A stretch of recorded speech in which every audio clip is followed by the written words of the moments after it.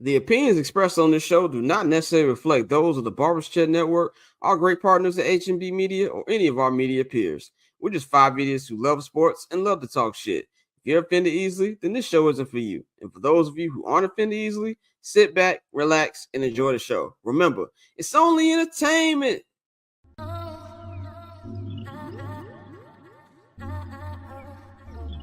So cool. Triple double hat trick, I know the code too. Ice trade, go for trade, yeah we cold too. Getting paper on these player haters, old news. Money on the other line, so I'm not gonna hold you. Money on the other line, so I'm not gonna hold you. Money on the other line, so I'm not gonna hold you. Money on the other line, so I'm not gonna hold you. Money on the other line, so I'm not gonna hold. My agent just said we made 100 flat. Make it back and make it stack, this like no Steven Jack. Put my rings up in the camera like I needed that. Up in the air and at the rim is where I meet them at.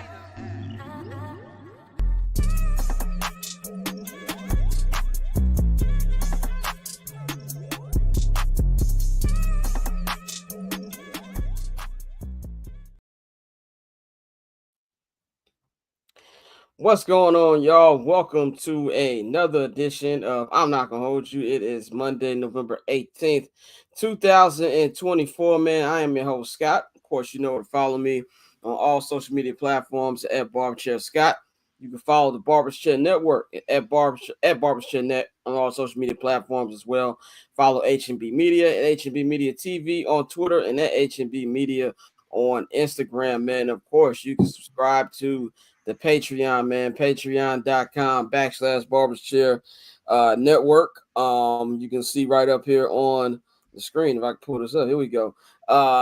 Take you right to the QR code. The QR code will take you right to all of the different tiers, man. If you subscribe to the $10 Barbershop access fee, you get 25% off on your first order on the bcnetshop.com, man. We appreciate everybody who has put in their orders, man. So we got a nice show for y'all. Pavy will join us later on in the show. We're gonna talk some basketball. So today, it's just a three-man show today. Bang is still on Barbershare IR, and so is Courtney ain't on PTO. She got some shit to do. So we're gonna bring in my co-host, man, Dante and Mikey. How y'all niggas feeling, man?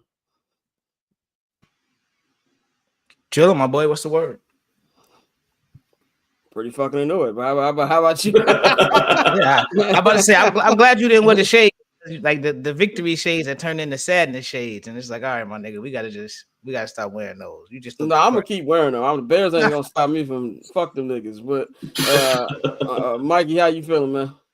Chilling, man. It's another Monday. That's 4 Mondays in a row we haven't had a victory Monday, man. Been longer than that shit, nigga. It's been 5 since London, shit. I said we include that bye week. Victory drinks, nigga. Like, a long way from drinking in Southgate, nigga. Like that feels like 6 fucking years ago. First of all, B-Dot, go to hell. Number one. I hate Vonnie. I take this nigga Aaron back to no, y'all can keep that nigga.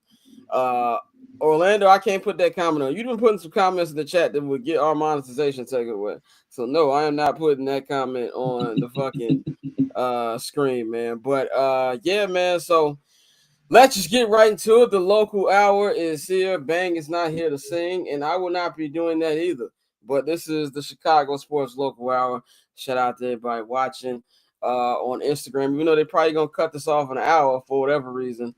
Instagram be bullshitting with me. Sometimes they'll play the whole show, and sometimes they cut the feed off after an hour. Like, whatever. I don't know how that goes. Instagram, my mortal enemy right now. Yeah, my number one hater right now. Scott knows what's going on. Dante, yeah. I gotta tell you on the side, but I have been banned from Instagram. Yeah, Mike. Oh wow. Yeah, you could go type my name on IG right now. Do not pop up. No, the name still pops up. Like I had forgot. I at you in the post. Your name shows when you click on the name. It just it's an Instagram user. Yeah, exactly. Yeah, it shows the picture. It shows every time on my phone. Every time I open it up, let's see. It says you have filed an appeal. Damn, they got you out the paint. What is Zuckerberg on, man? That's crazy. Look. Wow. I'm on an appeal, and it says that it takes a day, but it's been like 4 days. Yeah, they're wilding. Yeah, you need somebody in the room to get you. What's crazy is I have somebody that works for Meta, and he had DM'd me like 3 days prior to them banning me, saying if I know anybody that needs page verification, all types of like shit, but I don't have his phone number, man. That's so what, you lost it or you just don't have it? I don't have it. Like on my IG, I can't go into my DMs. I can't nothing. So you can't do nothing in there. No, that's what it says when I open my page. Like that's all it says when you open the app. Yeah, so I'm fried. Look, if I open the app right here, it goes straight to that. Free Mikey on the gram, man. But yeah, man. So let's get into the sound off my rant. This rant's gonna be all over the fucking place. So bear with me. No pun intended. With me today. First of all, man, I was gonna say a lot of shit on Twitter. I had to delete some tweets. Got eyes watching and shit. But anyway, I am a very irritated Bears fan. Yesterday, of course, we all know the Bears lost 20-19 to the fucking Green Bay Packers. And honestly, if it wasn't the Packers, I don't think I'd give a shit. And I told Bang that I was gonna stop cussing as much because we're trying to open up other opportunities for the show, but that shit just not gonna happen in this particular rant. After this rant, I'll go to that. But Bears lost 20-19 off a blocked kick. Now, I personally didn't think there was any flag that should have been thrown. I know a couple people talked about that. Eberflus himself talked about it. They broke it down on Pat McAfee today, and Pat McAfee and them said it should have been a flag call. I didn't see anything, but hey, even if there was, that's beside the fucking point. That could have all been avoided. That's not, it's like when I was screaming holding on that Hail Mary. Like, then they're not gonna call that then those type of play. But I was drunk and I couldn't believe what the fuck happened. So I had to find something to blame. I'm mad at Ryan Poles. Because of what we're going through again. This is year 3 of Ryan Poles. This is year 3 of the rebuild. And as you can see from just our neighbors, not that far, the Detroit Lions, they're in year 3 of their rebuild. And these niggas is looking like runaway Super Bowl favorites right now. If you hire the right coach, if you have the right infrastructure in the front office, you have the right ownership. You know what I'm saying? Right owners. Let's not forget that, because the owner of the Lions' daughter of the original owner, she's come in, she's changed the whole shit. Brad Holmes, the GM, he's been, right next to Dan Campbell and building this winner up. And they went from being a very competitive team in that first year, knocking the Packers out of their opportunity to get to the playoffs. It was Aaron Rodgers' last game as a Packer. Next year, really, really good. Won the division for the first time since 1992 and made it all the way to the NFC Championship game. And if you want to keep it a buck, they should have won the NFC Championship game. They should have went to the Super Bowl and played the Chiefs, but Dan Campbell thought it was Madden. And as much as Dan Campbell fucked that up, I got to give him some credit, because Dan Campbell still sticks to what he does, and that's being aggressive. You might win some, you might lose some, but he stays at it. And then now this year, what 9-1, 8-1, 9-1, something like that. They're looking like the favorite to win the whole damn thing. Not just win the NFC, but to win the whole damn thing after what they did to really everybody, the way they find different ways to win. So it sounds like I'm giving them a lot of love, but that's what a rebuild looks like. Not when you come in 2 years ago and you strip it all the way down, and with a quarterback who you didn't draft, and then you tell them, hey, go fend for yourself. And then year 2, okay, here, we're going to give you a little bit more, but we also need you to play perfect football. And then you get rid of him and you get a new guy who we all said, I think everybody who has some sense knew that Justin Fields was going to be gone last year. I believe when Justin got injured in the Viking game? I think it was the Viking game he got injured. I was like, yeah, I believe he cooked his chances to stay because he wasn't able to stay healthy to even defend that spot of him playing. But you draft Caleb and you don't get rid of the guy that you should have got rid of. I saw so many Bears fans last night talking about Jim Harbaugh. I think it was shout out David Hall. David Hall tweeted that it was a swing and miss for Ryan Poles not getting Jim Harbaugh. It wasn't a swing and miss. He didn't even get the bat off his shoulders. He didn't even swing. You have to have a at bat to swing and miss. He just didn't call Jim Harbaugh. If you remember the press conference, Jim is the coach of Michigan. I haven't been in contact with him. Now there's rumors about what happened. We all know the more prevalent rumor is that Kevin Warren don't like that nigga. And I don't know if y'all watched The Last Dance, but y'all ain't got to like nobody to win championships. I don't know if you've seen any major championship team. A lot of them don't like each other. Shaq and Kobe came to blows multiple times. You know what I'm saying? Like, you don't have to like each other to win championships. What we're seeing more and more from the Patriots dynasty, Bill Belichick and Robert Kraft weren't fond of each other. Like, if it wasn't for Kevin Hart making them piece it up and take a shot together at the Tom Brady roast, we'd have never even seen them in the same room again. But what did they do? They won 6 championships and had 20 years of dominance. We've seen this in so many other franchises across sports. You don't have to like people to work with them. Now, I'm not saying that you don't have to want to like them. Of course, you want to like people you work with, but it's all about winning. You know, Michael Jordan wanted to strangle Jerry Cross, but Jerry Cross didn't get rid of him to the end till they got 6. You know what I'm saying? And so that to me is annoying. And yesterday was the first time I've ever heard George McCaskey get booed. Now, granted, George McCaskey don't show himself to the at the games that much for fans to boo him in the first place. But doing the Devin Hester Hall of Fame induction thing at halftime, which I thought was really nice thing. Shout out to Devin. He got booed. This fan base is fed the fuck up. I tweeted right before they're about to attempt a kick. There's no way this fan base can deal with a blocked or a missed kick right after we just dealt with the Hail Mary. I'm tired of hearing, what this fan base deserves. I'm tired of people texting me and other Bears fans, oh, well, look, it happened for the Cubs, or, you fell before you other shit. Shut the fuck up. Like, I don't want to hear none of that. If there's anybody who's been patient, that's why if you watch the footage of Matt Eberflus interview, I had to keep everything in me from laughing at him when he said, tough times don't last, tough people do. There's nobody tougher than Bears fans. We've been watching this bullshit for our entire life, no matter what age you are. It doesn't really even matter at this point. The Bears, stop calling this a rivalry too, by the way. I don't want to hear no Green Bay sucks. I don't want to hear none of that stuff. I don't want to hear none of that from the fan base. It's not a rivalry. They don't look at this team as rivals.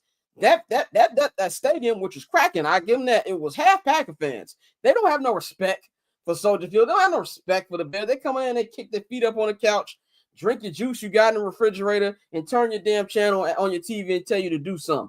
That's what the Green Bay Packers do. I can guarantee you there wasn't a Packer on that field who thought they were going to lose that game. Jordan Love ran onto the field and celebrated like, got him again. And this is only his 3rd game going against these niggas. You know what I'm saying? Like, they know that some way. Remember, it used to be Lions go Lion. Now it's Bears going Bears. That's really what it's come down to. The Bears have lost 11 in a row.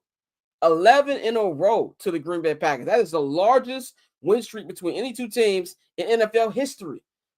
They have lost 29 of their last 31. And here's a damning stat right here. Since 1992, I'm 36 years old. I was born in 1988. It was a long time.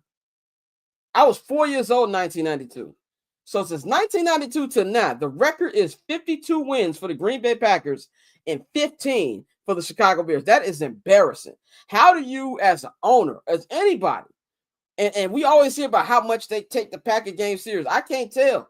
And if you're Ryan Poles, you should be sick to your stomach, because your first thing you said in your first interview, press conference, we're going to take the North and never give it back. All right, you ain't taking shit. You ain't even been 500 in the North yet. Like, what are we talking about?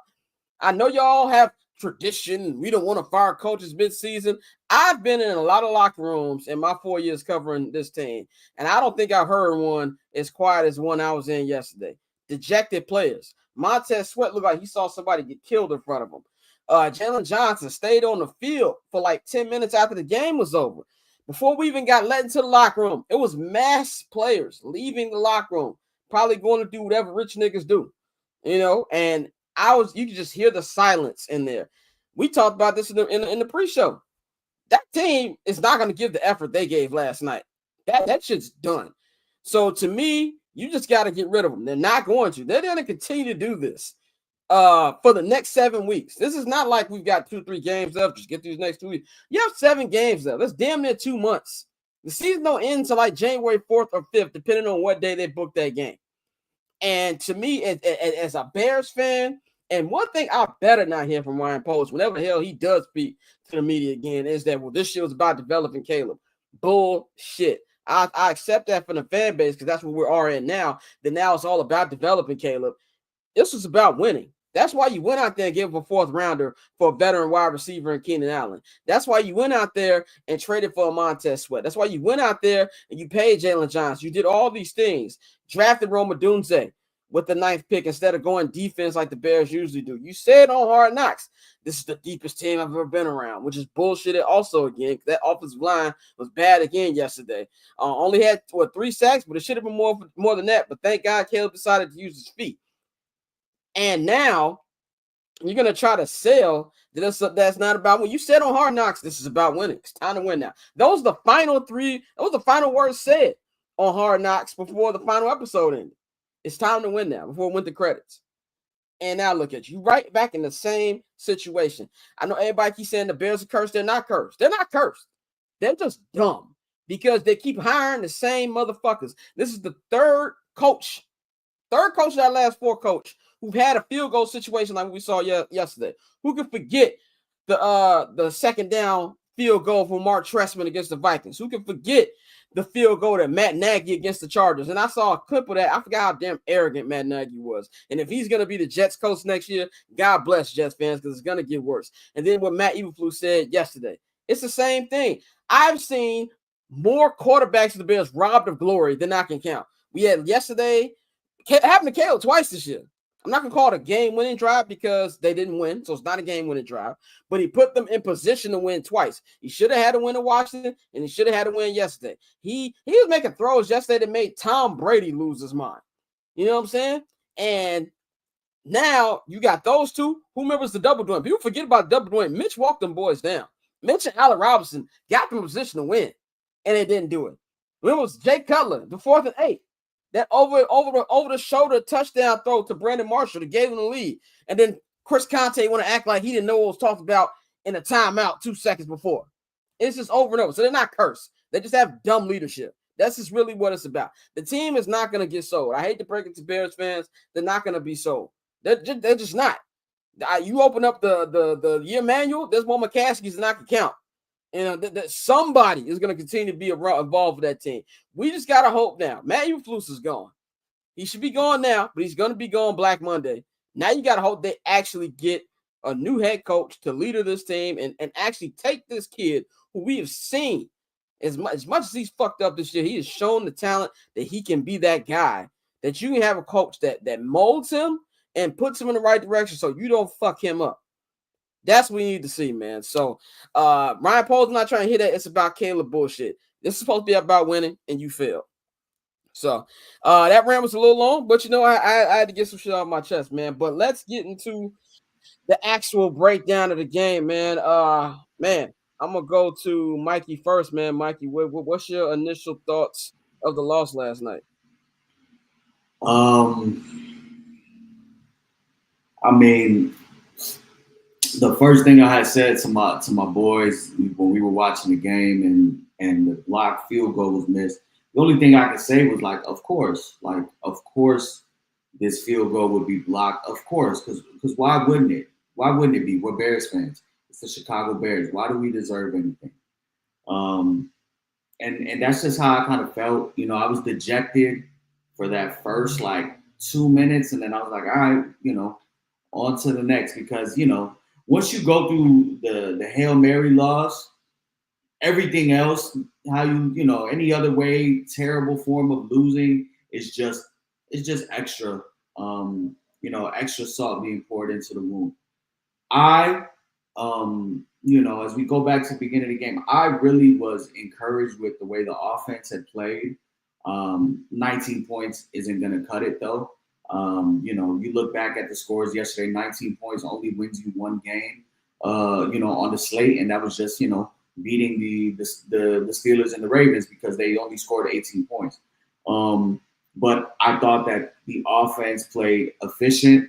If you look back, they had 7 total possessions. They punted twice.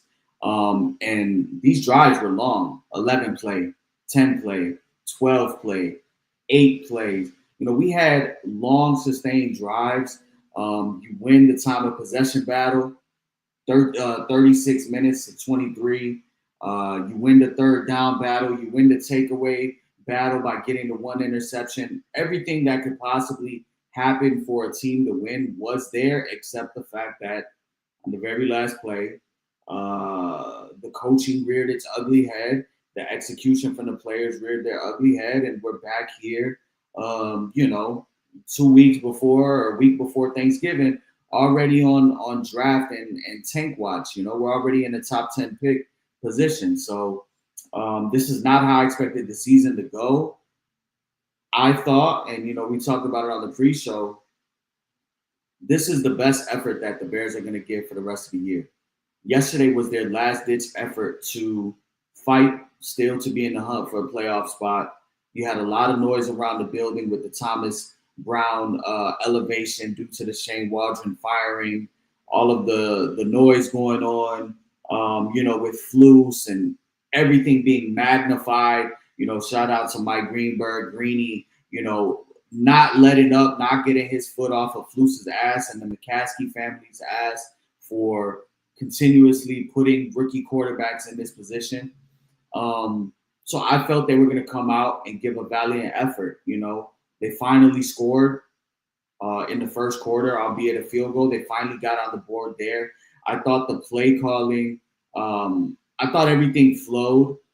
They were able to utilize their running backs. I love seeing more of Roschon Johnson. I love seeing Swift running outside instead of less in between the tackles.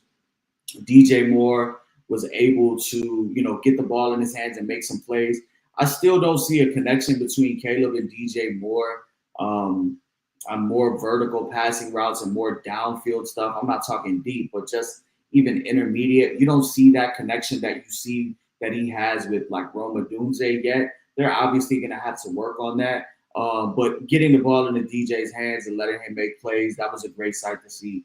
Rome Odunze continuing to step up, like I said earlier, on Twitter. He's a guy, he's a guy. They're only going to get better. And, number 18, I thought he played probably his second best game of the year. It's hard to take away what he did against Jacksonville when you just look at the stats, the fact that he put up 4 touchdowns, could have been 6, definitely could have been 5, except for Keenan getting tackled at the 1. So I thought this was his best game, getting the ball out. It helps when you get your 2 tackles back. I think he understood that his tackles weren't healthy. If you look back at it, and Scott, you were there, you can probably see it from the press box.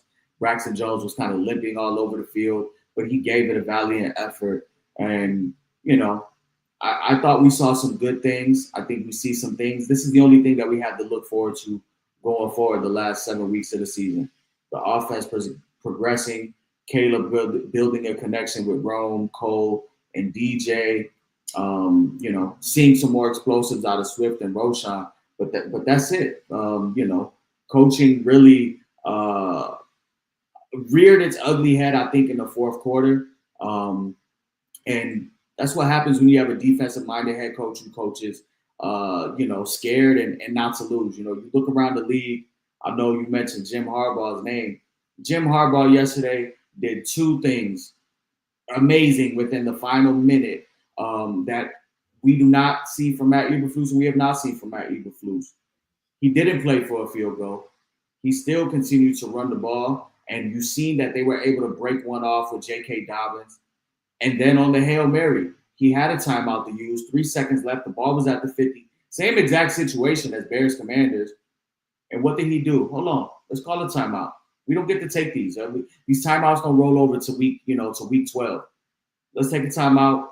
Let's make sure everybody knows their assignment. Let's make sure everybody knows who their man is and go out there. And that's just coaching.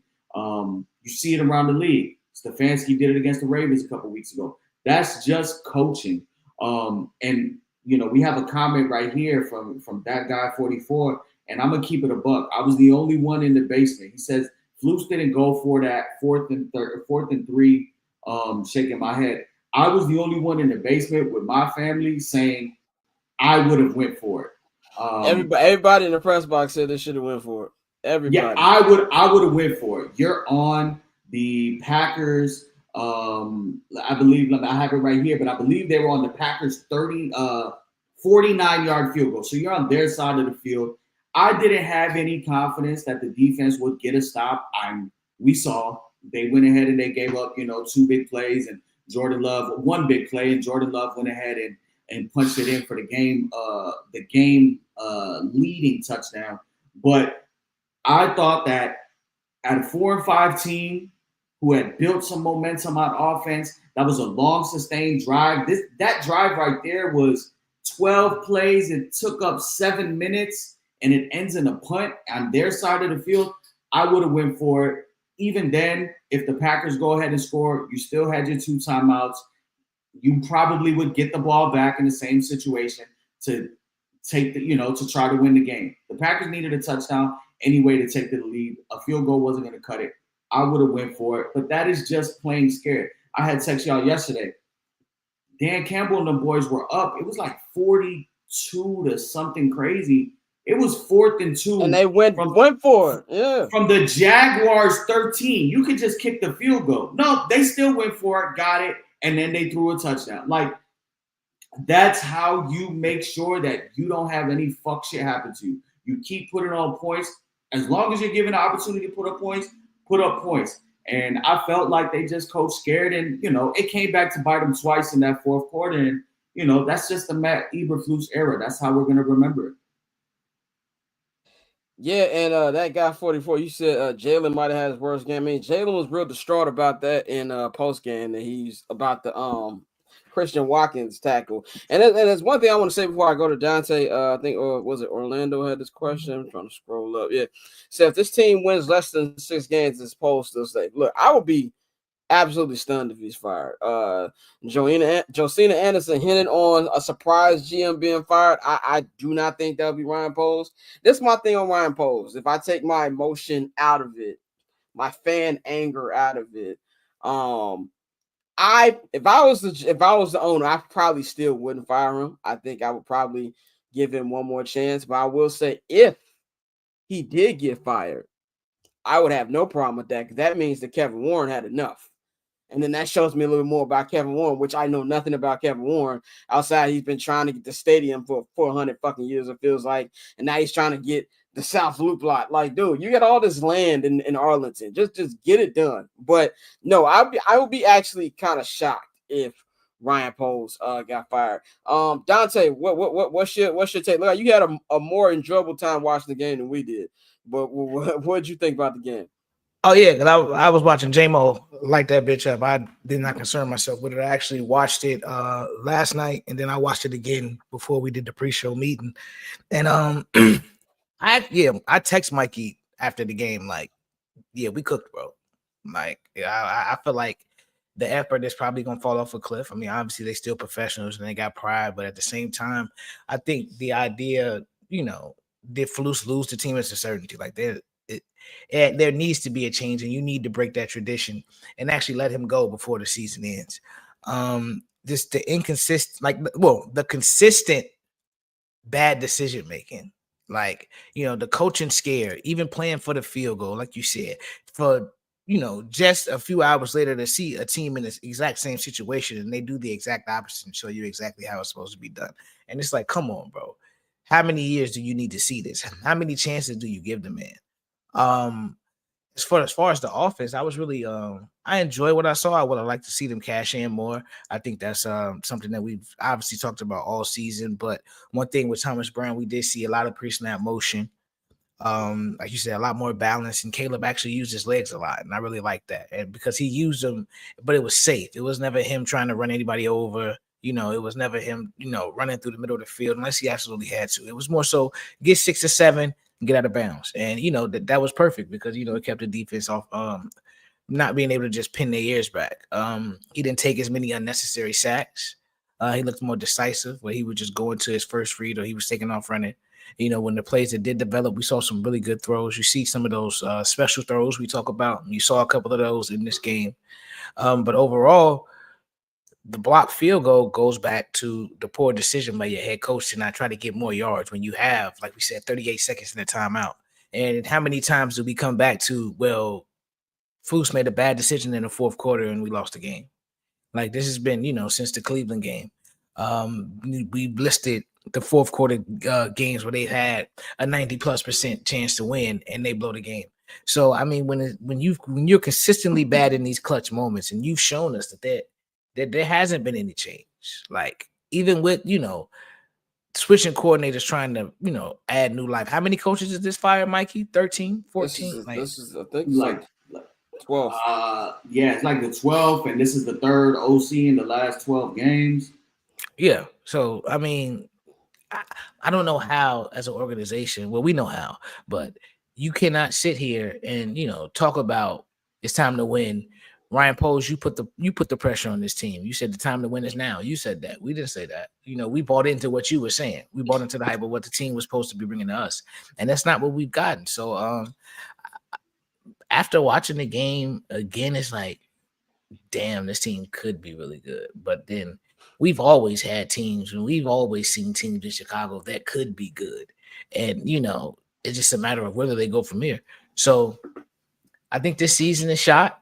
I hate to say that. I know I only picked them to win one more game anyway, but they barely might get that one. So I think this season is shot. We got to really just focus on, again, building the interior of the offensive line. I know they said that the top 2 tackles in the draft are probably going to play interior offensive line in the league. So we're going to see, man. But as far as this season, I hate to be let me just watch Caleb guy, but that's kind of really all I'm looking at. And that's why it's bullshit, because we weren't supposed to be at the just watch Caleb shit. That's the shit that's so. Yeah. And Shane O'Mac, it's the waste of seasons. This is not the first waste. Like, we wasted the last 2 seasons hoping that we would get to a winning season, and now we're hearing this bullshit again. Yeah, I will say the last 2 were wasted because we knew what the blue plan was. Like, you had to tank, you know what I'm saying, to kind of get in position to rebuild the team. It all started with cutting the old veterans and all of that. But honestly, how can you not question if Ryan Poles should be back next year if this team loses more games doesn't win as many games as they did last year at a minimum? It's a real conversation to be had, because we need to remember, and it's a real conversation for every organization not named the Chicago Bears. Right. But this is my thing, and I'm clowning myself by even saying this, because I'm gonna say it and then it's gonna be counterproductive. But I am not the biggest Kevin Warren fan, because I believe he is solely here for the stadium shit.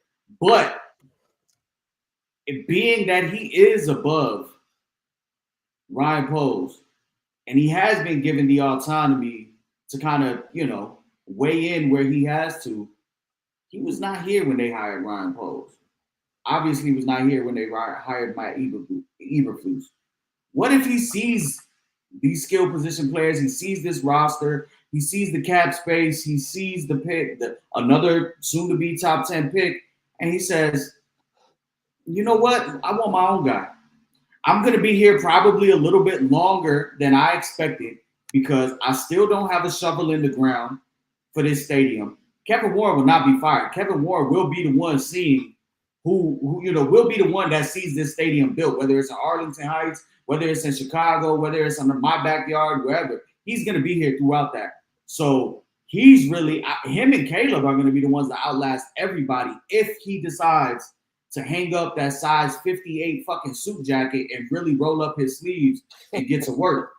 So I think it's a real conversation to be had on Ryan Poles' job security if, this his plan, because yes, this was Ryan planned, but didn't Ryan Poles put them in place to have? Correct, but it's not about being put in place. It's about actual wins and losses. It's about having the foresight to say that, hey, Matt Eberflus is not a good coach. It's like I said, Ryan Poles took over this team and said, no, we need to upgrade at cornerback. We need to upgrade at quarterback. We need not a C- quarterback or a D+ quarterback. We need an A+ quarterback or an A quarterback. We need somebody we can win games with. We need A wide receivers and DJ Moore and Keenan Allen and Rome Odunze. We need a B-type running back, A to B-type combination running back of Swift and Roschon. We need a better right tackle. Why and how long is it going to take him to say we need an A+ head coach? We need somebody that can lead these guys. We need somebody that does not allow a room of 53 to be broken after a Hail Mary in fucking October, to then subsequently let that Hail Mary break them the following week where they go to Arizona and they absolutely got fucking boned. And then you come home and get boned by a rookie quarterback, a team that is nobody had that team winning 5 games. And that rookie quarterback and that rookie head coach came in and fucking put on a master class of how to whoop your ass at home. That falls on somebody. And it has to also fall on Ryan Poles. You don't get to say, oh, no. Like, I did all this, now you cook. No, this is a group effort. And we will be having discussions as these weeks go on his job status. Because if they only win 4 fucking games, I know that, our Bears pessimism is going to say, they're just going to keep them, obviously move on from Flus and run it back. But a real conversation needs to be had on his status if they do not win at least 7 games. I think that, a conversation needs to be had if they don't win 7 games. But like you said, I just don't see it. And like if like you said, we don't know who Kevin Warren is. Nobody knows who Kevin Warren is outside of people who actually work with Kevin Warren. Kevin Warren was not here when Matt Eberflus got hired. He's not here when Ryan Poles got hired. I get all that. And if Kevin Warren fires Ryan Poles, I'm not opposed to it. Like I said, I personally wouldn't do it. I think that I know deserve is a strong word to use considering how this season is gone, but I do feel like he's built a talented enough team to get another coach. Most general managers get to at least 2 coaches, and the first coach is, I don't know which side you're on about who coach it was, whatever. I think that's a moot point at this point because he brought him back. But I personally, I'm not mad at anybody who says he should go, but I personally wouldn't fire Ryan Poles. But if it happened to Kevin Warren's like enough, that tells me that things are changing a little bit. And as a fan, I got to accept that. And I'd be cool as long as they replace him with the right person, which goes back to hiring practices of the Bears. Is he going to make sure you get the right person? As much as Matt Nagy should have been fired, thank God he was, Matt Eberflus is worse. So he can get worse with these different hirings. So that's what I will be shocked. I will be absolutely floored if I get an email in about 8 weeks that he's been let go and we're up at Hallis Hall and we're being introduced to a new general. I'll be absolutely floored. But I do think we go back to Matt Eberflus. I think he's done. I think his fate has been sealed. He knows it. And I think that when we saw for Thomas Brown, and we'll get to Thomas Brown in a minute, you saw just off body language why they didn't hire him. That's not what Flus has as coaching staff. The way he talked to the media, and we know winning press conferences, whatever, but just look at his emotion when they scored a touchdown. What have you seen emotion from Bears quarterback? I know these are little stupid things, but you can see why somebody who's probably a little bit insecure like Matt Eberflus wouldn't have hired him. And that to me just shows that he knows this is going to get worse and worse. And the worst thing for Matt Eberflus is 7 games left. Like I said, it's not like it's 3 or 4. It's probably going to get worse. I'm on the belief that they'll win 2 more games just because it's the NFL. Weird shit happens. My prediction, like I said, on where's the win, it'll be this Sunday against the Vikings and then also against Seattle. I could be wrong on those 2 games, but I would be absolutely shocked if they go 0-7 or 1-6. I have no football reasoning for this outside of it's the NFL. Dumb shit happens, and I believe there's still enough talent on this team to somehow get 2 more wins. But even then, that's only 6 wins. That's less than last year. So Eberflus is done. But to me, if the question is why wait that long, and we're gonna keep asking this question because we talk about morale, it's gonna get worse. The morale is gonna get worse, especially with these losses. Like, let's just say they go on Thanksgiving, they get absolutely embarrassed. Let's just say they get waxed. And, it's one of those super embarrassing games. 55-14 happened in 2014. And also, I must say, I think we have amnesia about 2014. This season is bad, but 2014 was the worst shit I've ever seen in my life.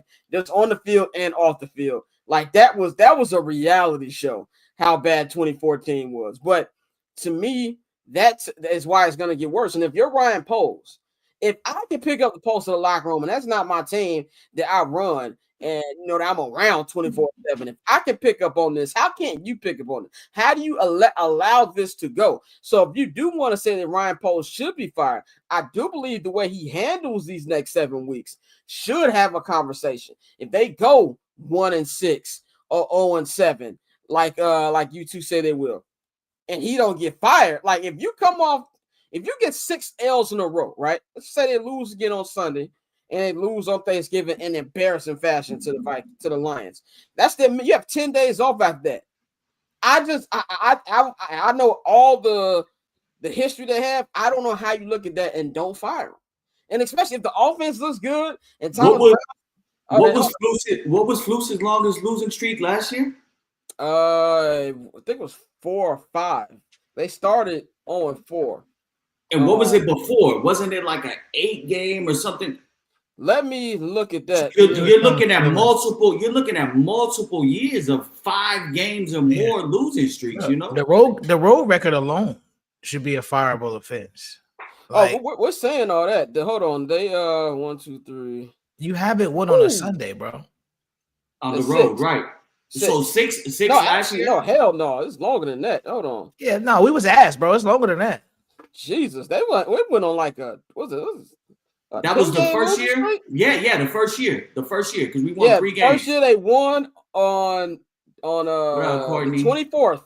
Get your ass to work, Courtney. Yeah, get your ass to work, Courtney. So yeah, the Bears won in 2022 on Monday Night Football against the Patriots on October 24th. They did not win again for the rest of the season. Right. So yeah, that's what I'm saying. So like that's a 10-game losing streak. So 10-game losing streak. Last year was what, 4? And then we get into what you were about to get into. That's 6. Yeah. What are we doing? But see, the reason why this gonna sound nuts that you get a pass for a 10-game losing streak, but the reason he got a pass is because that was designed that way. But here's another stunning stat. Courtney Cronin tweeted out the Bears are 5-17 in one-score games under Matt Eberflus since 2022. It's the worst record in the NFL. And I got another stat for y'all niggas. In Matt Eberflus' tenure, the only one-score wins the Bears had 2022 against Houston was an awful win after that Roquan Smith interception. Remember, 2023 last year against Carolina when Bejo was starting and they beat the Panthers. And then last year, that last second field goal at Monday Night Football against Joshua Dobbs. Terrible game. And then, of course, this year against Levis and this year against the Rams with no Puka and Cup. So, like, I think that if they get on 6, then that means that I just don't understand how Ryan Poles could do that. So, if you want that conversation to be had, I think that if they lose these next 2, that would be it. Dante, what do you think about the Eberflus thing and even the Ryan Poles thing that Mikey was just talking about with their jobs? I think Flus is done. I think that ship has sailed. I think he's definitely will be out of a job come Black Monday. The Ryan Poles one is interesting because he was the one who said this is the year to win. This is year 1 of us trying to win, and you failed miserably at it so far. So for me, we talk a lot about his replacement. His replacement could be right next to him. If you just say Ian Cunningham, we don't want you to lead the building. We're gonna fire Ryan and promote you. But I mean, I think the question is how committed is Kevin Warren to Ryan Poles' vision? Because like they talk about being on one accord, but we saw the shot. We see the shots in the press box, a different expressions from Kevin Warren. We see, the way he wasn't happy with the way things are going. So my question is, as far as Ryan Poles, is how bought into Ryan Poles is Kevin Warren? Because like we've all said, they weren't hired together. So it's not like they're necessarily a package deal.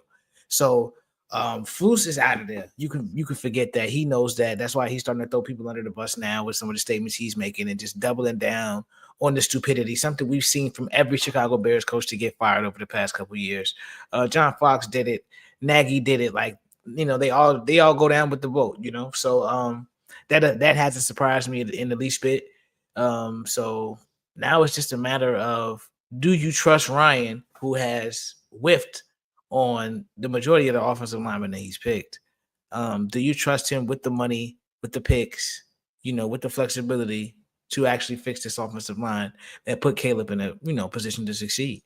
And that remains to be seen. So I'm still, like I said last episode, with the track record being what it is now, and, you know, you're starting to have more duds than hits, and you know, you got some legitimate questions you want to ask. It's gonna be interesting. If they lose out, it's definitely gonna be interesting. Like, you win a couple games. If they lose out, yeah. If you lose out, it could get dark. Yeah, if they lose out, bro. Hey, I'm real telling quick, you, bro, had a 6. question, dude. Do y'all think Stevenson is back next year? Yeah, defense look better, of course, because you don't give up on second round picks like that. Yeah, I'm not. He do some smelly ass shit, but no, Stevenson's not going. And Terrell Smith can't stay healthy any fucking way. I got 2 more stats for y'all. Of course, one Shane O'Mac put 211 in the division, but also this one comes from our guy, friend of the program, Jason Leisure. Yesterday was the Bears' 9th time in the Matt Eberflus tenure that they lost a fourth quarter lead. Had a fourth quarter lead and lost. I want to go to the defense real quick, because me and my brother were talking about this yesterday on 7 Night to Hallis and also in the press box. Defense was not good enough. And this is something where I said last year. I said when they were beating up on, when they beat the Lions, when they beat the Falcons, when they closed real strong, I said this is a stat pattern as defense. This is a bum slam defense. I don't think it's a bad defense, but it's not good enough. And you also, what we're seeing is something that was also a concern coming into this offseason, and that was getting somebody else on the edge. Montez Sweat is clearly hurt. When he's not hurt, he's been double teamed. And like you said, he's not playing like a guy who they just paid. He needs some help. And I know we all got on the Gervon Dexter train. He's a solid 3-tech. But he's not a game changer like whatsoever. You still need Zach Pickens is basically been a wasted pick. Yeah, Zach Pickens, wasted pick. So there's so many problems you have right there on the defensive line as well. And so the defense, there was no point in me yesterday that thought the defense was going to get that stop. That's why when the 4th and 3 came, I said to my brother, I said to Herb, and I said to Nicholas Mariano, I'm like, yo, they should go for it. Like, I don't give a damn about where they're at in the field. With the Packers, it don't matter. Every scoring drive they had, they didn't break a sweat. So to me, at that point, it didn't matter where the field they was at. You're up 6. Go for the conversion. And if you get in field goal range, then you're up 9. And even better, if you score a touchdown, you pretty much putting the nail in the coffin. So that didn't make any sense to me. And the way the defense just let them go up there, like I saw it coming. And so if the defense isn't even humming, there's really absolutely no reason for Matt Eberflus to be there, because that was the only thing he can hang his hat on. And let's just stop acting like he had like all-time Colts defenses when he was in Indianapolis. They weren't. They were looking at what they are what you're looking at right now. Solid, but nothing flashy, nothing that's gonna win you games. And I don't know if y'all remember, if you go back and watch the first in-season Hard Knocks, which you can't watch because for some reason HBO don't keep past Hard Knocks on the app. Doesn't make any damn sense to me. But the first in-season Hard Knocks was the Indianapolis Colts, and that was the season where they almost made the playoffs.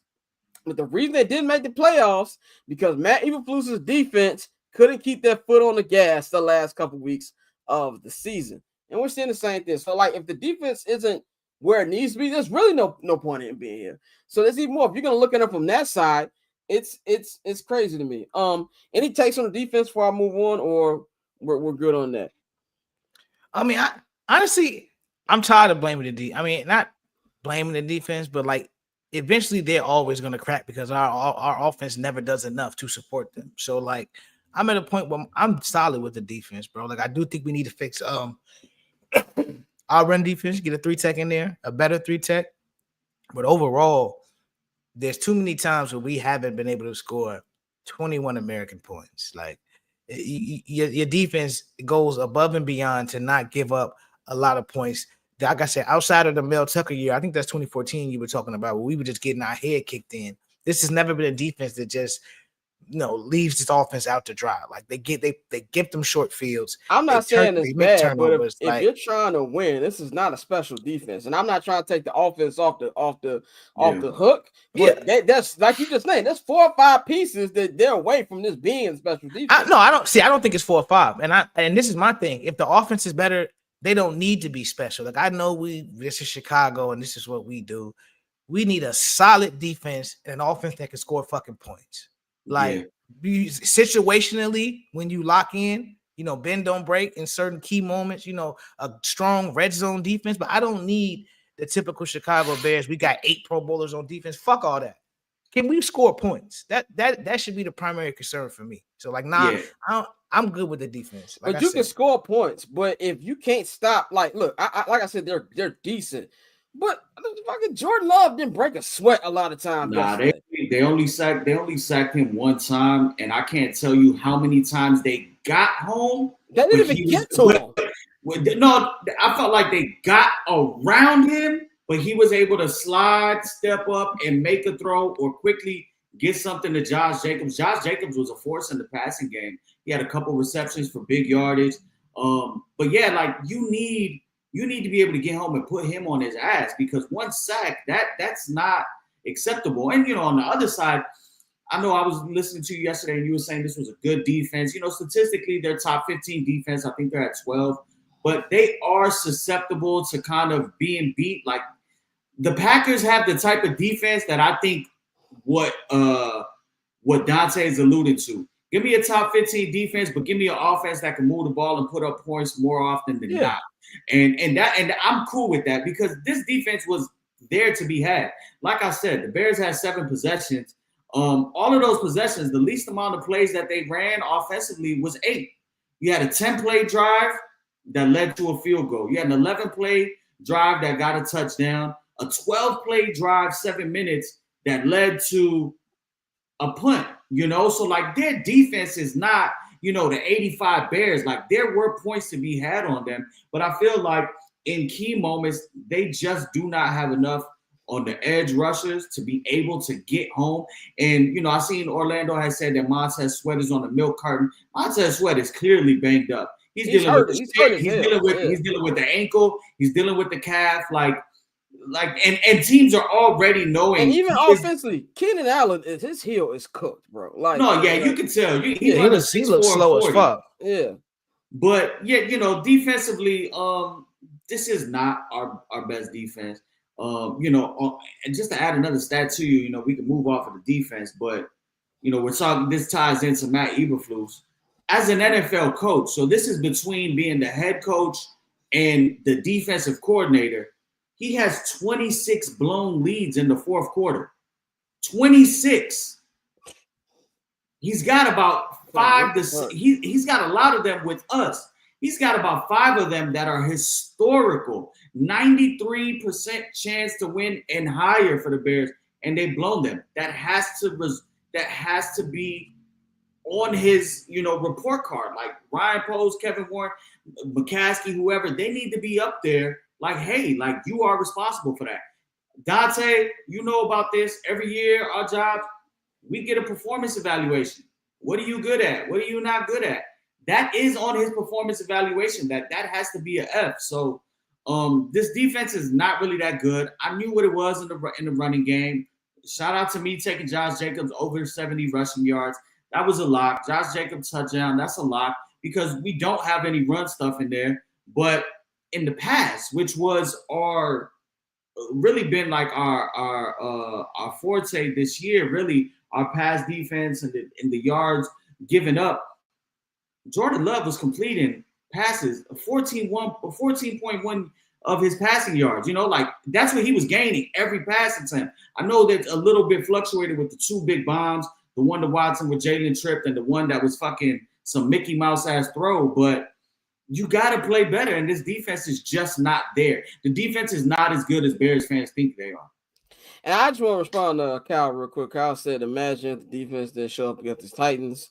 What about the Houston game? I'm not saying they're a bad defense. I'm not saying that. And I'm not saying that you got to be I'm just saying if you're getting for Flus to be held as this offensive coordinator, then there's not they're a cool defense. If the offense is what we thought was going to be this year, yeah, that's fine. But it's less about the score to me in the chunk plays that I always see them give up from last year. It's just too much. It's just too much when they just give up too many big plays. They're a cool defense. And honestly, for the personnel they got, maybe that's all they can be till they actually get better pass rushes and things like that. But it's not enough. It's not enough. We all kind of unanimously agreed here, and a couple people in the chat on 4th and 3 with 4 minutes left on the Packers 49. We're saying go for it. Yeah. Because we know the defense is going to get its draws up. The defense gonna give it up, and we need to score more points because the field goal's not gonna cut it, you know. And that's bro. There was no doubt in my mind they were scoring it. I told everybody up there, like, well, let's just hope they score quick, so then they'll give more time. Which is why it was mind blowing to me that Matt LaFleur challenged the touchdown. I was like, terrible decision. Milk that clock, terrible nigga. decision. What are you doing? Yeah. He got saved by Matt Eberflus. Another Matt Eberflus blunder on not moving the ball up and the block field goal. But if he were, that's ridiculous. Mm-hmm. I was like, milk the clock. You should be happy he didn't get in. So that was crazy to me. Yeah, Jalen not traveling. I think also it's about scheme too. They don't blitz enough. Jalen is good enough to travel. So that's other stuff. But he said something a couple weeks ago. I think he was on Holmes' speech. They asked him about traveling. He kind of like grinned and he said, "If I could, I would. That's not how they want to use me." He kind of mentioned about he needs to get in a certain like mindset to be that guy, you know, to go and travel. But like he wishes he could, but that's not what's being asked of him, and he's been told that's not how they're going to use him. So, you know, that's coaching. Granted, defense is the least of our worries, but I understand it's unfair how we grade them, but nigga, life, it is what it is, nigga. Like, it is what it is. I was like, the whole time, like, y'all can't even pinch the bitch. Like, that's how I felt watching that defense yesterday. Like, what are we doing? So, but let's move on to the offense. Let's try to have a little bit of positivity here. Thomas Brown, yesterday was his first game as the full-time offensive coordinator. Yeah, you can say 19 points aren't a lot. Now, I would agree with you. 19 points is not a lot at all.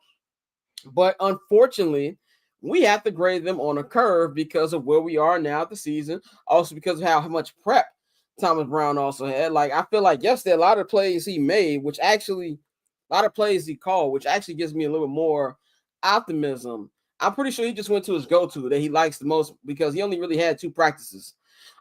These idiots named him offensive coordinator the day before the first practice of the week started. So it's not like he had that much. I love the motion that I saw. I feel like there was motion on every play, which is what you want to see. Caleb Williams using his feet. Now, Caleb told the media yesterday, told us that Thomas Brown didn't tell him to use his feet. That was something he said that I'm going to start doing that more, which that told me that Shane Waldron told him not to do it. And now that Shane Waldron's gone, he like, let me actually do that. And I think that's something he's going to continue to do. Thomas Brown makes the game easier for Caleb, which is mind blown. Make the game easier for your rookie quarterback. Like, why? This should not be rocket science, but he made the game easier. I love the balance. The balance to me was the best part offensively. You had 31 passing attempts for Caleb, and you had 34 rushing attempts as a team. And you split the carries pretty evenly between Roschon Johnson and DeAndre Swift. I'm not the biggest Roschon Johnson fan. I think he's pretty slow, but I do feel like that if you give him enough carries, it kind of offsets Swift and lets Swift do the things that he's good at as well. So I feel like that was something that really, really helped out yesterday. I also loved how, he eased into the deep shot. Let Caleb take the layups, and it opened up the deep shot yesterday. So I'm grading them on a curve, obviously, because they only scored 19 points. But I I would give them an A-, and that minus comes from because if they'd got 21, if they'd hit on that 2-point conversion, they got 21 points, which then I'd be like, I'm like, okay, I'll give them the A, but I'll give them an A-, from what I saw. Dante, how would you rate Thomas Brown? Day one, I said I would give him a B+. I would give him a B+. I think that you get an A if you score a couple touchdowns in certain situations where we should have scored. But I think for me, it was just the way the offense looked much more fluid. It looked like they were getting the play in on time. Like you said, like they just said in the comments, there were less play changes at the line. Caleb was more decisive, and I think that's a result of the coach, going to him, giving him the play, and him being able to get into a rhythm early. And so that was something that we wanted to see him do. They got the field goal on the opening drive. Would have liked to see them put a touchdown up to start the game, but for his first go around with us, I will give him a B+. Like I said, I just need to put more points on the board. But some of those throws, like I said, Caleb looked extremely comfortable. He looked like, he was able to really show you why we believe he's going to be the elite quarterback that everybody said he's been since he was 14. So Thomas, I think he did a really good job, and I think we'll get to see more of that. And now my question is, because obviously, people have been throwing a lot of water on the whole Ben Johnson thing. If Thomas Brown does a good job, and I mean, I'm obviously going to go to Mikey, but if he does a good job, do you consider keeping him around next season as your offensive coordinator? Well, if they're going to head coach, unfortunately, he's just going to have to. They're going to have to bite the bullet on that. Yeah, he smoked. You can't bring in. Then you can't. Yeah, he had to do so good that they had to consider this nigga for head coach. Like, he'd have to be like off the charts for that. Unfortunately, Mikey, what you think about Thomas Brown and also what Dante just asked? Wait, Dante, you said to keep him as OC or for head coach? I mean, either or, bro. Just keeping him in the building. If he's able to connect with Caleb and build that up, do you keep him in the building? Yeah, I mean, I think like Scott said, it would really depend on what his title is, and then whoever they bring in, what's his connection to them. I thought, if I have to give him a grade, I'd give him an A, just because it looked better. It looked how it should look. I think he had a real tough conversation with Caleb, and he sat there and he told him look, you get this ball out fucking quick or throw it away, because he really did help his own line by getting the ball out quick. The running plays made sense. Everything seemed married. Even the screens, it made sense when they were called. I thought DJ Moore had a really bad drop. The shit just hit him straight in the chest on another play that he could have took off. I love the fact that he got Roma Dunze involved. The shot plays down the field, they're gonna start clicking, man. That Caleb Sarone deep ball is gonna start clicking. So I was really impressed. Everything just looked better. It looked how offensive flow. It's hard to argue with these long sustained drives, winning the time of possession. There were no turnovers. He got the ball in the hands of his playmakers. The only thing is, you need more points. You can't have a 12-play drive that takes over 7 minutes and end in a punt.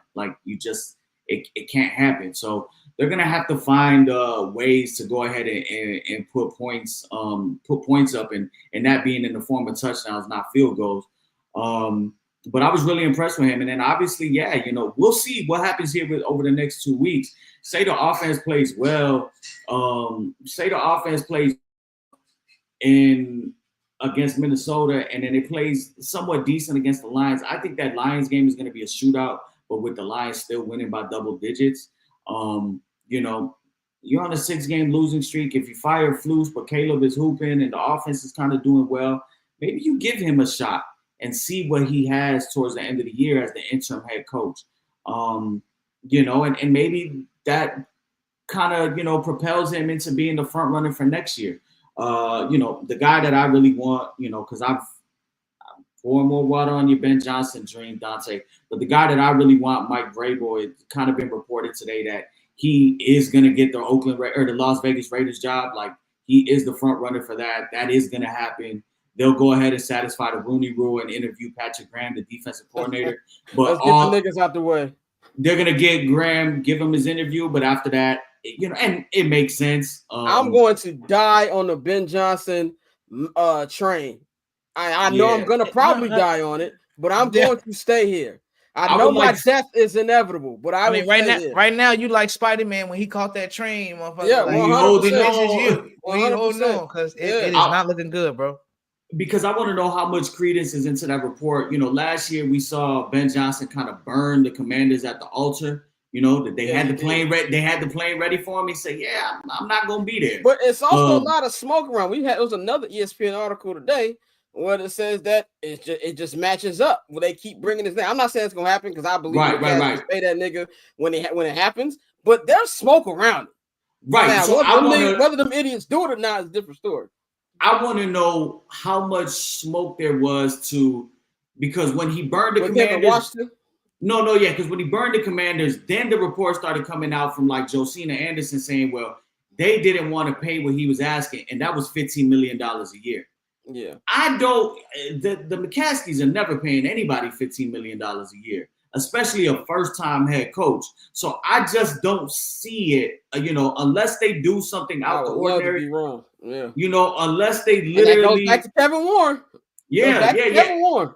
Exactly. It goes back to Kevin Warren and saying, hey, this is what you have to do. Then I don't see it. So it's gonna be interesting. Let's go to Caleb. Silver lining here. I'm in the words of was it Jay-Z said something about more victories. I can't think of the line right now. But we unfortunately got to look at more victories. Caleb Williams, in my personal opinion, and I had a nice debate with this by my brother on 7 at the Hallis. He still thinks it's the Jacksonville game. I know, Mike, you said this is Jacksonville game too for his first game, for his best game. I'm not mad at that. I'm gonna say this is best game for me because I'm gonna put some other things around it. Well, one, there we go. Thank you, Alex. I should feel ashamed as a Hove Avenger for forgetting that. More victories of minor league coaches. But I think that this was best because the Packers are a way better defense than the Jacksonville Jaguars. Even though he didn't score any touchdowns, I would have loved to see one, but he didn't score a touchdown. It was the command he had. He looked more in control against a better defense. And also the way that, just look at the last couple of weeks, man. Like outside of that final quarter, Washington, he's been playing like absolute shit. So just to see him bounce back from that, and he had the game won for him. He had the game against your greatest rival. That to me is why I feel this is his best game. And of course, he 70 yards on the ground. To me, was more complete. And I'm just more and more convinced that Caleb is a guy. Is he gonna huff it out again? Probably. I think we're on the rookie thing where you just said, Mikey, 1 week he's gonna look great. 1 week he's not gonna look great. I think that's probably gonna be the thing for the rest of the year. Now, I do think the play calling is gonna help him out tremendously, and it's gonna make that less and less messy for him. But I loved what I saw. I'm more and more convinced, and it's not about do we have the guy anymore. It's not ruining the guy who we think is the guy. And that's why I think the Bears, and I think Thomas Brown, we just talk about Thomas Brown in a second. Everything to me for him was on the table. This is a massive moment. Forget the Bears for a second. This is a massive moment for Thomas Brown because let's be real about this. Black coaches don't get the love they're supposed to get. Mike, you just brought it up with Mike Vrabel. They're like, yeah, he's going to be the guy. We'll interview some other niggas before the Rooney Rule out, but he's the guy. So there's not a lot of black coaches who really get that love and get that respect on the higher level. So if you're Thomas Brown, if I'm him, I'm looking at it like, not only can I either try to have a chance to get this job, I have a chance to do with this kid that, everybody said that he should be in a short amount of time. And then this is a guy also who Sean McVay named him assistant head coach after just 1 year as assistant as a running back coach. This is Sean McVay we're talking about that. I think that shows you just how much respect he has for Thomas Brown's knowledge of the game. So to me, everything's on the table for him. And if Caleb can come out of this year, and I'm going to kind of combine this last topic together for this with the passing touchdowns. Beginning of the year, I said that Caleb was going to throw for 3,500 yards. 28 passing touchdowns and 10 interceptions. I don't think he's going to throw for 10 picks. I don't think he's going to throw for 28 touchdowns. I'm bringing that down to 15. My brother actually did math. There's a path for him to get 20. I still don't think he will.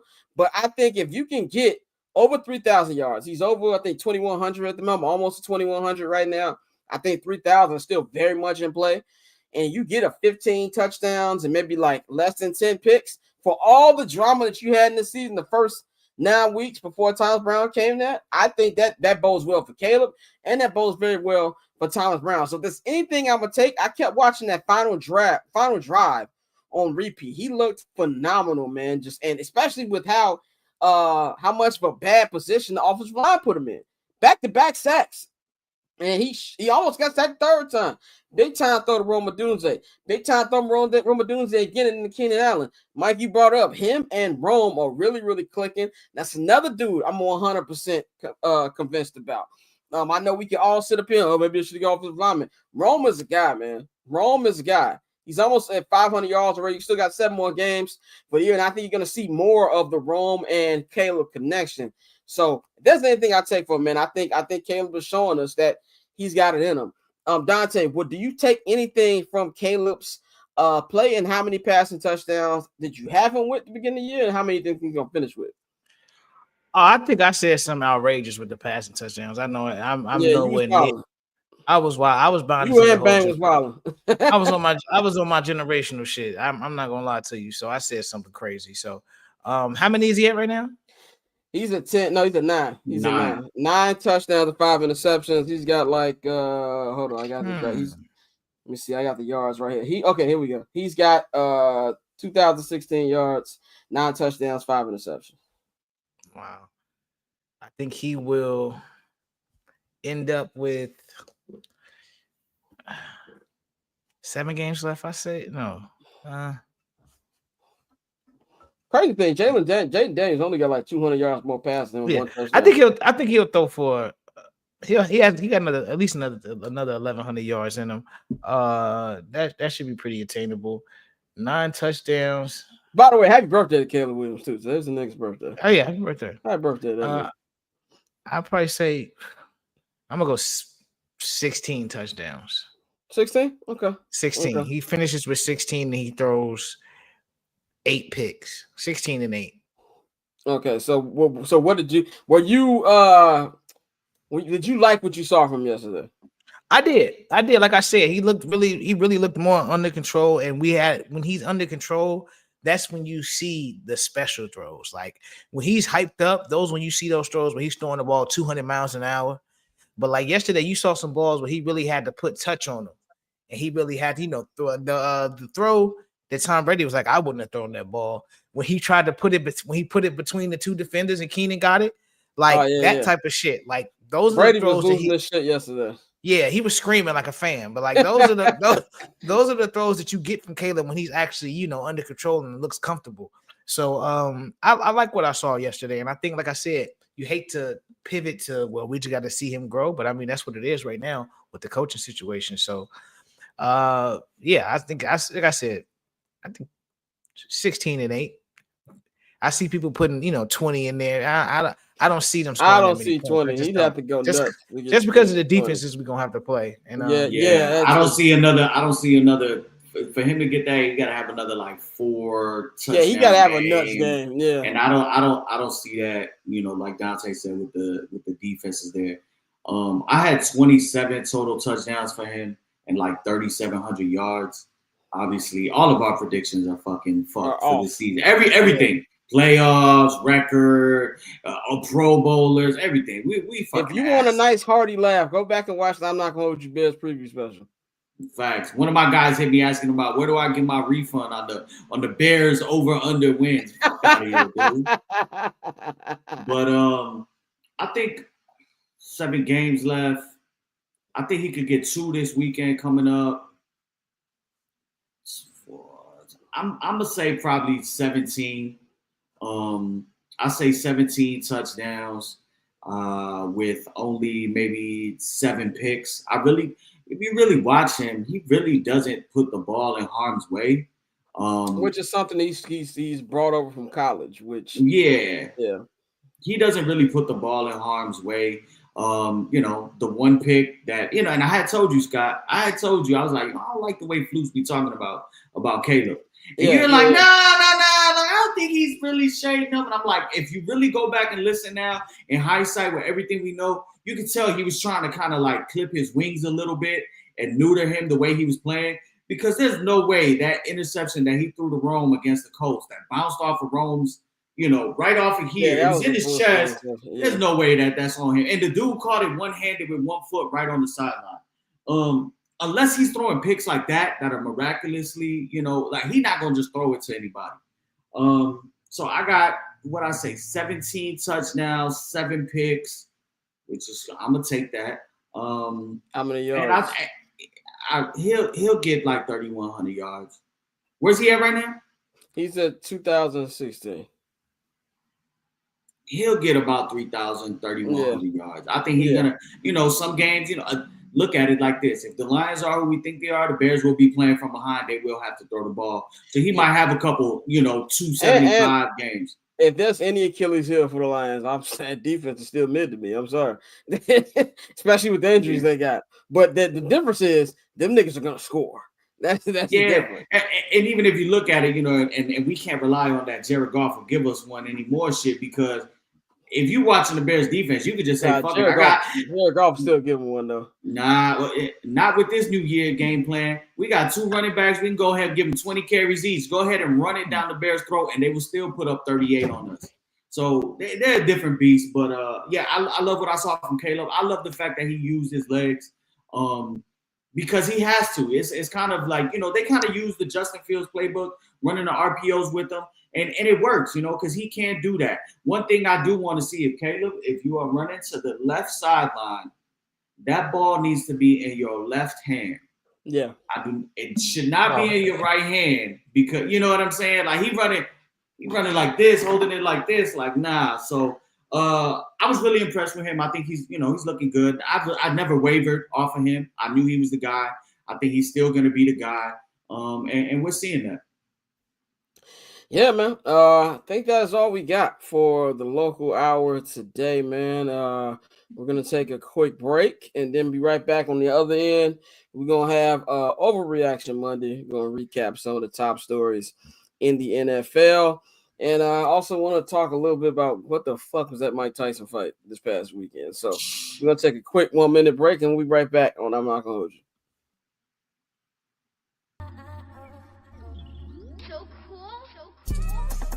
Triple double hat trick, I know the code too. Ice trade, go for trade, yeah we cold too. Getting paper on these player haters, old news. Money on the other line, so I'm not gonna hold you. Money on the other line, so I'm not gonna hold you. Money on the other line, so I'm not gonna hold you. Money on the other line, so I'm not gonna. Yo, we are back. I'm not gonna hold you, Scott, Mikey, Dante here with y'all, man. Before we get into Overreaction Monday, Tyson, was it Jake Paul? I don't know the difference between the white niggas. It's Jake Paul, right? That's Jake. Yeah, Jake Paul. Fight on Netflix. I just want to say, I did not watch 1 second. I watched through the TL on Twitter and saw everybody's reaction to it. I'm gonna ask y'all, what the hell was that? Like the only thing that I heard was the Netflix servers were terrible, and I don't know what they're gonna do on Christmas night. If you take NFL, it's already gonna be big, and they take Beyonce's fan base mixed into one. Them servers are gonna shut down if they don't get it right. But I'm gonna go to Dante. What the hell was that? What you saw, ladies and gentlemen, and y'all know I love boxing, but that was a 56-year-old man making $20 million. Mike got 20, Jake got 40. That's what it was, bro. That I already think these Jake Paul fights are rigged anyway. Personally, I think they definitely take a dive for bro, because it's all about the spectacle. It's not about actual boxing. Like you got to give him his credit because he has stepped into the ring with some former professional fighters. Obviously, he's picking MMA fighters and guys who haven't, in Mike's case, boxed in damn near 20 years. But so you give him his credit for going in there, but at the same time, I think he's a YouTuber who is putting on sparring sessions at Texas Stadium. Like that's what he's doing, bro. So Netflix is cooked too. Like this is like the second or third live thing that they had where the production was terrible. So I don't know what you're gonna do with the NFL, because like you said, like you bring in NFL and their fan base and Beyonce's fan base, and the traffic is already going to be insane. So I'm actually concerned for what they do. And if I'm the NFL, I'm watching this closely because it's like, wait a minute now. Every time y'all try to do something live, it fucks up every single time. We don't. That's not the type of product that we put out. So they're not Amazon or Peacock. They can't get away. No, Peacock been fucking up too. Like, Peacock's been very huff. Yeah, the two games Peacock did this year was terrible. But you know what's crazy is I never feed was god awful. I didn't see that. And I saw people on the timeline, like it was like 50-50. Like some people were like, yo, this is perfect for me. It was perfect for me watching that Brazil game. But this Netflix shit was fucking horrible. The best stream out there was if you went to Antonio Brown's Twitter page. That was like literally the best stream out there. But you could tell this was they were in on the take. They were both pulling their punches after like the first round. It was a joke, but Dante, like you said, like as a real boxing fan, the real highlight of that fight was the Amanda Serrano-Katie Taylor fight. And that was another robbery. Amanda's been robbed twice by Katie Taylor, but that's real boxing. You know what I'm saying? Like that, they had real boxing on the undercard. And that was an amazing fight. That's up there for me for fight of the year. And it's crazy that it's put on a card like this where not a lot of people got to see it. I had to kind of back out of the app a few times. But when I saw Mike, they showed Mike coming out of the doing his ring walk. He had the copper fit fucking sleeve on his knee. He tripped walking in. He looked scared. I literally tweeted. I was like, why are we doing this to Mike? We got this old man out here. But $20 million. $20 million is $20 million. Facts.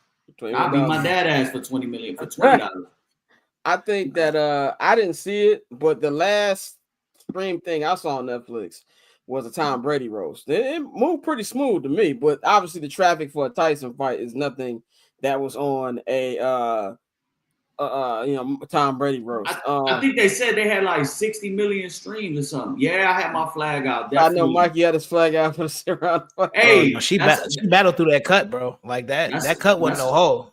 Yeah. Hey, that's a real one right there. She was fighting in some Jordan 11s. It was 60 million viewers. Netflix has put that on their socials and stuff. But yeah, Christmas Day and them Christmas matchups look really, really good. It's gonna be Steelers, Chiefs, and then you got Ravens, Texans, which Beyonce be performing at halftime. And this is just the beginning of you're seeing everybody going full streaming. Amazon does a great job though. I always say if you complain about your Amazon stream, you got shitty internet because I've never had an issue with Amazon Prime streams, man. But let's move on to football, and we're gonna do today's edition of Overreaction Monday here, man, where I get a couple topics from this weekend in football, and I ask my colleagues, am I overreacting or not, man? So we're gonna start first with the Baltimore Ravens. Tosin was supposed to join us today. He couldn't last minute. I'm definitely mad he didn't come. I want to talk about his Ravens losing yesterday, 18-16 to the Pittsburgh Steelers. My take is this, man, and this is why I'm going to say this. People gonna think this is about, oh, you still like Lamar Jackson? They ain't got nothing to do. I think Lamar is the least of these niggas' problems this year. Like, and if any problems that this team has, Lamar Jackson is not one of them. They are currently the 6th seed in the AFC, and they are also currently in their division second. But they're, behind the Pittsburgh Steelers by like 2.5 games right now. And of course, Pittsburgh has the tiebreaker. I think they've blown their shot to not only win this division, but to win a Super Bowl. Because if you look at how they've done, you're going to want that home field advantage.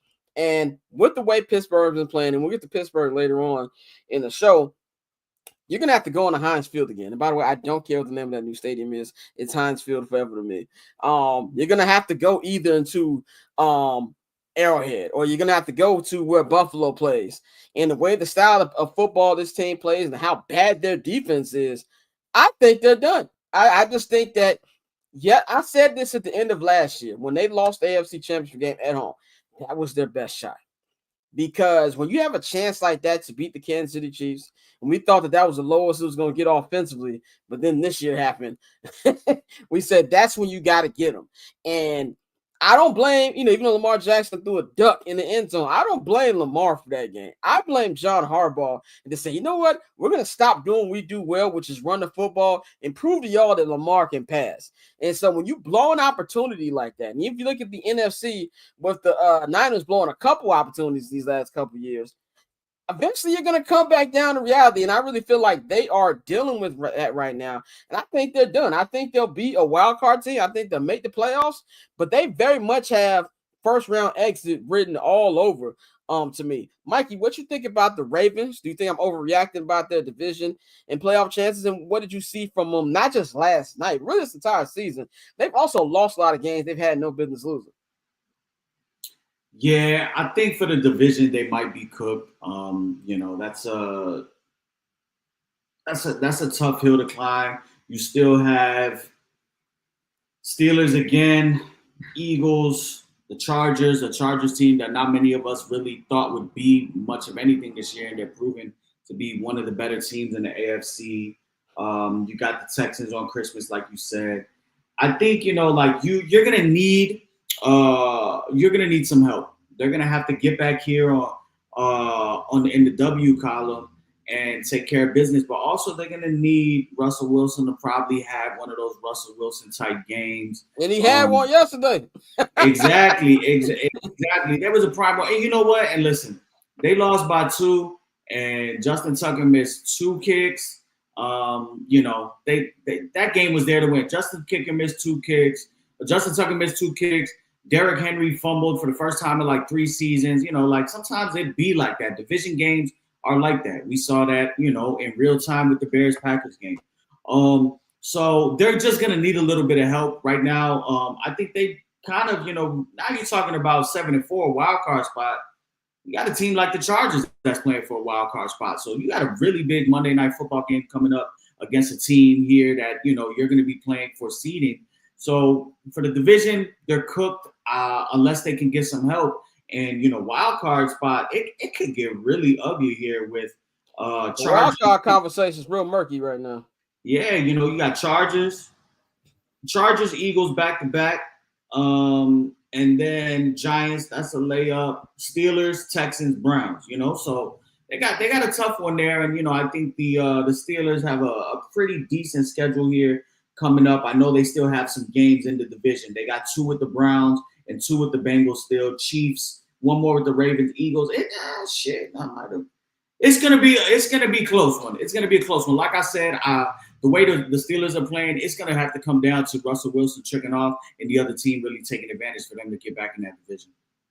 I've got some Steeler takes, but I'm gonna save that for later in the show. Let's go on to my next overreaction. Bo Nix and the Denver Broncos blew out the Atlanta Falcons yesterday, 38-6. They just got outclassed all the way. I think that was Raheem Moore's worst coaching job this season. Bo Nix was 28 of 33, 307 yards passing, and 4 touchdowns, which leads to his total. He has 2,275 yards passing, 14 touchdowns, and 6 interceptions. My overreaction is he is going to steal the offensive rookie of the year away from Jaden Daniels. Now, I'm going to shoot Jaden a little bail. I feel like he has played a little bit worse because of his injury. Because and when you get hit in the ribs, I'm pretty sure it's much tougher to throw. But I also think Cliff Kingsbury, second half Cliff Kingsbury has something to do with that as well. But I love what Bo Nix is doing. It's really something that you can see. As much as I can't stand this nigga, Sean Payton does know how to coach quarterbacks. And I think that's what you're seeing. As Damien says, the Wiley vet. Yeah, Bo Nix has been in college since the Obama administration. So definitely that helps. But I think Jaden Daniels has his schedule is way easier. He's got a lot of gimmies coming up. In fact, if you look at the Commanders' schedule, outside of the Eagles one more time, they got a pie schedule. So that's why I'm kind of interested to see how's he going to play against these worst teams. If he still plays like he's played these last couple weeks, then I believe that it's probably more about teams adjusting more than it is the rib injury. But right now, if I had to bet, I think that Bo Nix is going to win this offensive rookie year. I think he's going to walk him down and take this one. Dante, what you think about what you're seeing from Bo Nix? And is there a reaction to say he's going to be the offensive rookie of the year? Oh no, it's not overreaction at all. I think he actually will end up being offensive rookie of the year. But this goes back to coaching and putting your player in a position to succeed. Like I said, we know how we feel about Sean Payton here on this show. But I mean, like you said, you got to tip your cap to him because he does a great job of coaching quarterbacks. And so, real quick, this is from ESPN stats. This week, Bo was the first rookie in NFL history with 300 passing yards, 4 passing touchdowns, and 80% completion. And he's the third rookie with multiple 75% completion games, 3 passing touchdowns.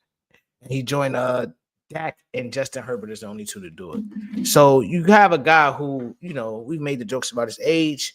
And this also may be one of those things where, that allows people to walk back the whole age conversation when it comes to rookie quarterbacks. Because, with him and Michael Penix, you have a lot of people who say, well, they late 20s as starters, even though Bo is we joke about Bo, but how old is Bo Nix? He's 24, 25? That's a good question. I got it right here. Because he's not as old as people say he is. Bo Nix is going to be 25 in February. Right. Okay. He's 25. He's 25 in February. So, Caleb just turned 23 today. So that motherfucker is old for a rookie. But no, he's old for a rookie, but at the same time, he has more reps. So maybe, with the reps that he's had, even though it was college, just that playing has led to what we see now, him getting into a situation with a coach who knows how to coach a quarterback and says, hey, this is a situation I'm going to put you in. I just need you to do X, Y, and Z. And Bo has executed it to perfection so far. So I don't think that's an overreaction at all. Yeah, man. If Courtney was here, she'd be talking about how she was right about Bo Nix, and I didn't want to hear that. But let's move on to my next overreaction. The San Francisco 49ers, man, they are 5-5 after dropping another loss last night to the Seattle Seahawks. Geno and them boys walked them down. They lost 20-17. They are now 5-5. They are the 10th seed in the NFC, which means they're not even showing on the sniffing it part of the NFC playoff graphic. My overreaction is they're missing the playoffs, and I've got some. Look what they got. They got the next game is next Sunday in Green Bay. Now, granted, the Niners have good history against the Packers in Lambeau Field in the playoffs these last couple of weeks, but the Green Bay Packers have been playing really, really well. So they're going to Green Bay next week. The week after that, they're heading to Buffalo on Sunday Night Football. Week after that, they should win, but they're playing the Bears at the crib. Then they're playing their rivals, the Niners, not the Niners, but the Rams on Thursday Night Football. Then they go to Miami, play the Dolphins. The Dolphins have won a couple in a row now. They got 2 back. Then on the day before New Year's Eve, on Monday Night Football, they host the Lions in a rematch of last year's NFC Championship game. And then they close the season in Arizona against the NFC West leading Arizona Cardinals. Look at the schedule, man. I think they're done. I don't think they're making the playoffs.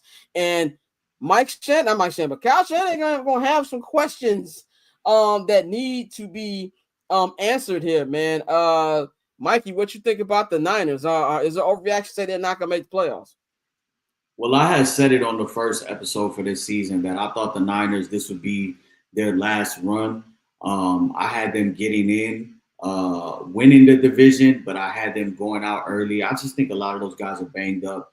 Kyle Shanahan has some bail that could be shot his way just based off of the sheer amount of injuries, and right now they're really battling, but I definitely take Kyle Shanahan. But that's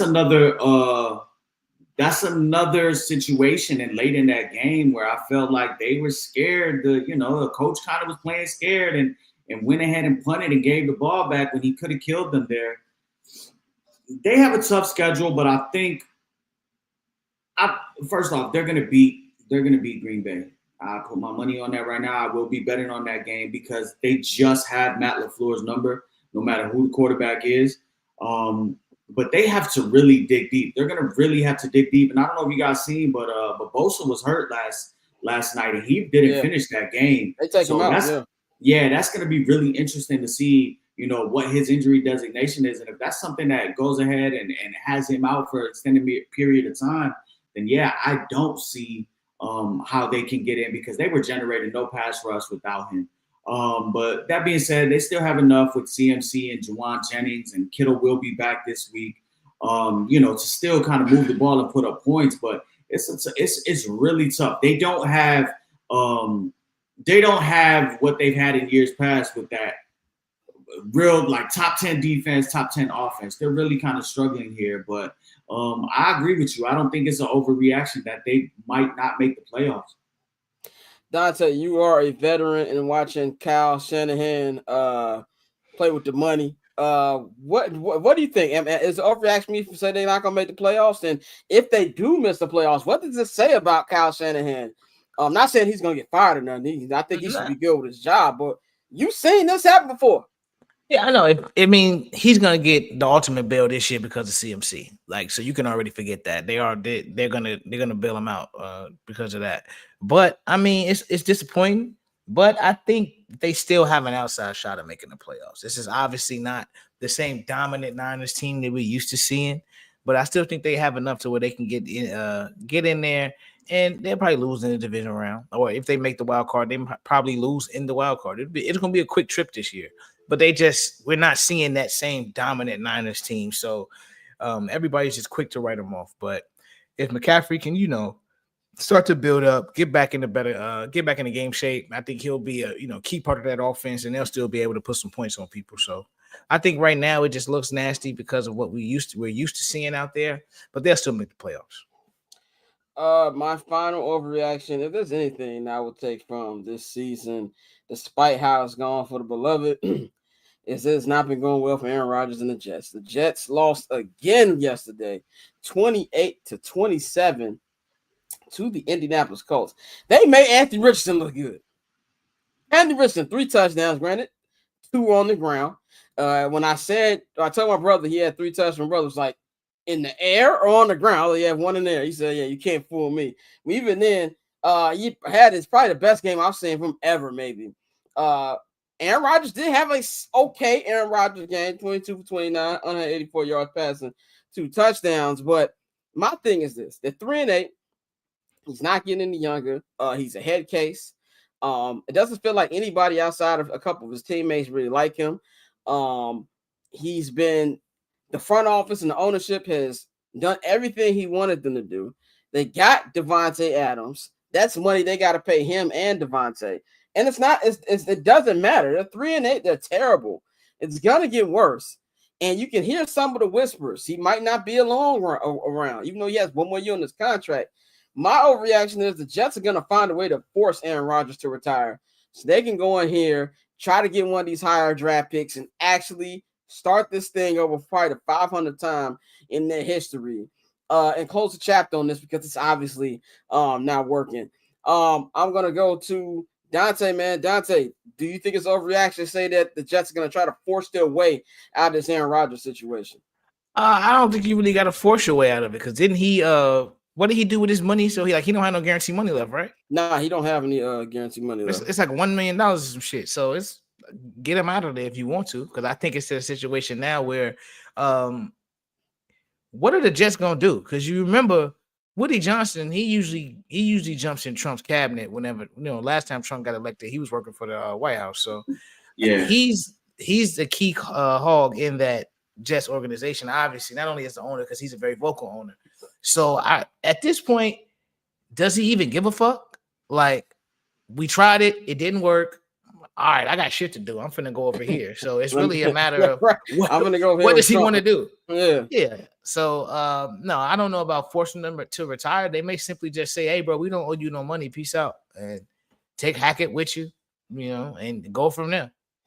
Yeah. Do y'all know what pick they will be right now? They gotta be like top 5. I can tell you right now. Give me 1 second. You know what I want to know too? The more and more I see about all this dysfunction, I believe Shador is going to be a high pick, but I really feel Deion's really is going to decide where Shador goes. 100%. 100%. They the 7th pick right now. 7th pick. Okay. Well, that's some bad teams. Them niggas 7. Who's the first? Jacksonville at 2-9. Tennessee. And Jacksonville's not taking a quarterback. Tennessee at 2-8. Probably will be looking at a quarterback there. Cleveland, Vegas, Giants. So number 2 through 5 all have the same record. They're 2-8. Okay. And then you got 6, 7 are New England and the Jets at 3-8, the Panthers at 8, the Cowboys at 9, Yeah. And I know some people from that are cool with Shador's family. I was told 2 years ago they were gonna try to position themselves to get to New Orleans or Dallas. So I want to see what that looks like. I've Why New seen. Orleans though? New Orleans kind of a weird pick. That was what I was told. New Orleans and Dallas. I mean, I don't know if that changed because Sean Probably Payton close no to, you longer. know. Because yeah, it's closed down that way. Obviously Atlanta was in there, but I think Atlanta has already decided, their future, their quarterback room with Michael Penix. But I was told New Orleans and Dallas about 2 years ago, and it's so crazy. Obviously they signed Dak, but Dallas is gonna have a chance to kind of somewhat be up in that conversation of at least trading up. We already hear about the rumor. I don't think this is gonna happen, obviously, because I think that Jerry, as much as he loves Prime, and don't want to be, he wants to be the biggest person in the room. We've heard rumors about them being a package deal, with the Prime and with Shador, which I don't think is gonna happen. I think that Prime is staying in Colorado. I think the second quarterback in the country is decommitting and is considering Colorado. So I don't know. That's out there, but I'll be interested to see what happens with Shador, man. But let's go to that's it for Overreaction Monday today. Let's get to the Buffalo Bills, man. The Bills won a great game yesterday over the Kansas City Chiefs. Kansas City Chiefs did not get away with it yesterday, with them being able to. He said, "Prime Orlando. If you think Prime is leaving Colorado to go to FSU, as much as he loves FSU." Everything's built over that's not gonna happen at all. But you see, yesterday they won over the Chiefs. They won. We got the score right, 30-21 yesterday.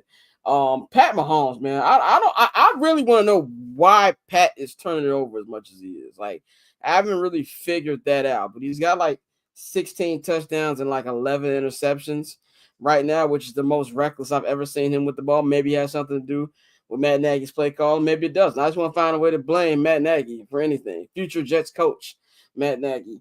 But Josh Allen went 27 of 40. He had one touchdown, throwing one pick, and he also had 55 yards on the ground and also another touchdown. He was great. The team was great, and that final touchdown over them, the rushing touchdown, was one of the best touchdowns I've seen this year. I'm not gonna say this is their year because we've seen them beat the Chiefs in the regular season before. They beat them last year, and I don't even think this is their best team. But I do feel like this is their best shot because of just how Kansas City's been playing this year. They're just off. The Kansas City Chiefs are the perfect example of the NFL is not only a week-to-week league, it's a play-to-play league. Like that. All the games they've won, they could have easily lost. And if there's any shot for the Bills to get it done, it would be this year. But the thing, they're going to need the Chiefs to lose a couple more because they don't want to have to go to Arrowhead again. Arrowhead is becoming one of the most hardest places to play in the playoffs. And not that it matters that much because as we saw last year, the Chiefs proved they can win in your house too. But if you want the perfect chance, you want to have it in Buffalo in front of that crowd against Kansas City. But I thought this was a good step in that direction, especially because nobody, including myself, as big of a Josh Allen fan I am, thought this team will have the record that they have right now. So I think that this is a big win for them. I think they're going to finish with a top 2 seed. They're in the race for the number 1 seed. If they finish with the same record the Chiefs, they will have the tiebreaker. But I'm not ready to close the casket on the Chiefs. I've just refused to do that yet. But I believe if there's any shot for them to do it, it's this year. Dante, what you see from the Bills last night? And do you think this win means anything? Josh Allen really, really played it like it meant nothing, which is what you kind of want to see from your quarterback. That was smart. Josh Allen, he's learned this lesson. I think, I know it's a different sport, but as Bulls fans, so used to watch the Bulls go 4-0 against the Heat in the regular season and get their ass smacked in the playoffs. Yeah. It means nothing. Josh still remember seeing that confetti fall when they lost in the AFC Championship game. So, I mean, at the end of the day, that's the goal. That's like beating Pat in the regular season means nothing. As we say every week, we ain't betting against Pat in the playoffs until he lose. So, at this point, you just got to get back there. But I think for the Bills, you do have to give him credit though. Like I said, I'm not holding it up as to say, okay, y'all, you see, we can beat them. That's not what this is. But in terms of everything we expected them to go through without Stephen Diggs, without all the new receivers, and they've been able to, be solid. And McDermott, you gotta tip your cap to him. The jokes he was getting at the beginning of the year, we were wondering if his seat was gonna heat up. That's not gonna happen. He'll be there for that new stadium that they getting. But nah, bro. I think overall, you know what this is. You know until you beat Pat when it matters, this don't mean shit. Definitely agree with that one, man. Let's move on to the third AFC seed right now. If the playoff started there, that is the Pittsburgh Steelers, man. The Pittsburgh Steelers, to me, was something that stood out because I feel they have the perfect, I guess, like way they play football to win in the playoffs, especially in the AFC. Now, we all know that I can't even tell you the last time Mike Tomlin has won a playoff game. As good as he is with making sure this team is good and having a great regular season record, it's been a while since he won a playoff game. Mike, you said it yourself where you talk about that you just need Russell Wilson to have one of the messed up games. He had that yesterday, and they still found a way to win because Mike Tomlin is such a great coach, and that defense just strangles you. Like we were talking about the Bears defense early. When I want a defense like Pittsburgh, like where they don't even allow you to mess up once.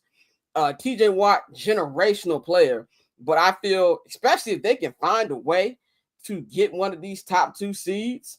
They got a tough schedule. They got the Browns coming up this week. Of course, the Browns are the Browns, but still a division game.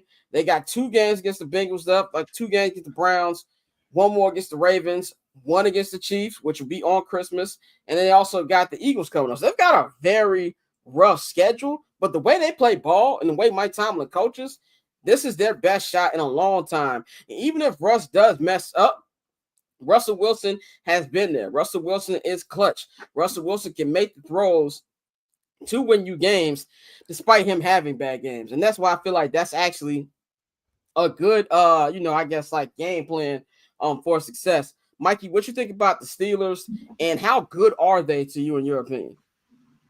I think they're really good because they're going to go as far as that defense takes them. We saw a high-flying Ravens offense go into their crib yesterday and literally get neutered. Let's be real, they didn't score a touchdown until that very last drive.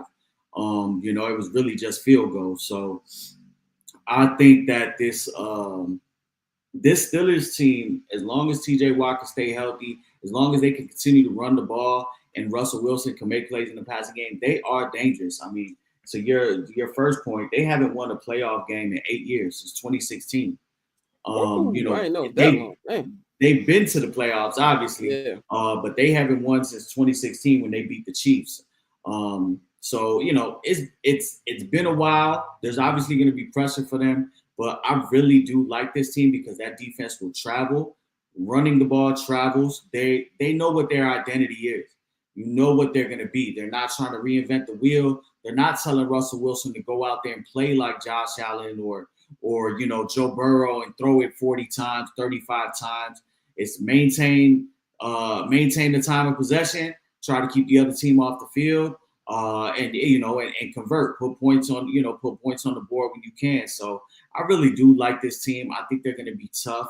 But we know what it's like when you get into the playoffs and everything gets a little bit more elevated. They're going to have to rely on Russell Wilson to, have that 275, 280 passing yard game and really, kind of put the team on his shoulders. So I'm a big fan of this team because of the defense and because they finally are able to get Najee Harris going, after all this time. And, you got Jalen Samuel and, George Pickens is a grown man, child. So they got some good things here. And their defense is going to be able to keep them in all of those games that you said, like think about it right now. You could close your eyes right now and I'll tell you the Steelers and the Eagles are playing. You can see them sacking Jalen Hurts 5 times. Intercepting them, all that, yeah. Exactly. So you could, and they've shown in back-to-back weeks what type of like grit they have because they went on the road and it required them to kind of get into a mini shootout with the Commanders and they won that. And then the next week they go home and they hold the team to 16 points. A team that's been putting up 30. Old school AFC North battle yesterday. Yeah. That was a jacked up type game. Dante, what's your faith level in the Steelers? My faith level is pretty high. Hold on 1 second. My faith level is pretty high. Talking about the defense, it's funny. I know we were talking about the Bears earlier, and this is kind of why I said I'm not really too worried about them. The Steelers have the 8th overall defense in the NFL. The Bears are 13th, but they've both only given up 15 touchdowns, and they're tied for second in the league. The Steelers have the 3rd best red zone defense. The Bears have the number 1 red zone defense. So there are some similarities to these two defenses, but like you said, the major difference is they have that man-child name. They got a generation. Yeah. So that's a prime example of what we've been looking for as Bear fans and why I have so much faith in this team. Because when you have a guy that can go get the quarterback the way TJ can, that changes the game. Like that makes teams uncomfortable and they have to scheme against that. And so, and that also helps your defensive backs. They're overall only 19th against the pass. They're much better against the run. But you have players that can go in. Joey Porter Jr. go out and then lock up when you need him to. And, that's going to be key come playoff time. But I agree. Looking at Russ, George Pickens, the offense is going to have to do some more of the heavy lifting, coming down. You're still going to be able to go out. They have to go out there and at least score you 21. Because like you said, Mikey, they had a little mini shootout this week, and they were able to get it done. 2 weeks ago, and they were able to get it done. But, when Pat comes to town, when Lamar comes, Lamar's not going to always have 18 points. You're going to have to be able to you have to be able to score. You got to go to Baltimore next time too. Got to go exactly in Baltimore, but I think they can do it. I do think Russ has a couple of those games left in him. I fully got off the Russ's watch train. My apologies, Mr. Wilson. But yeah, I think the Steelers are good, and they're definitely, like I said, Tomlin's gonna get his another 10-win season. He's probably gonna make the playoffs, but it's just about when they get to the playoffs, can they put points up? Because we know what the defense can do. Mike T is one of my favorite post-game quotes. They asked him, how do you evaluate the offense? He was a W. I was like, there you go right there, man. But that's a real coach right there. Right, exactly. No, we got to find the why. So we're all doing it together. So that's real coaching right there. You got the details. 3 seasons in, and you talking about the details. Some people that's why I hear Steelers fans complain about Mike Tomlin. I'm like, man, shut up. You don't know how good you have it. You know what I'm saying? Like, I wish I had Mike Tomlin on our team, man. I'd go to Hallisall on Mondays too. It'd be them fans though. Yeah, of course. 100%. But Mikey, we know you got to bounce, man. You can follow Mikey at @junior_Solito on Twitter. No longer Mikey, Instagram. No longer on IG, man. Mikey, anything you want to say before we get you up out of here?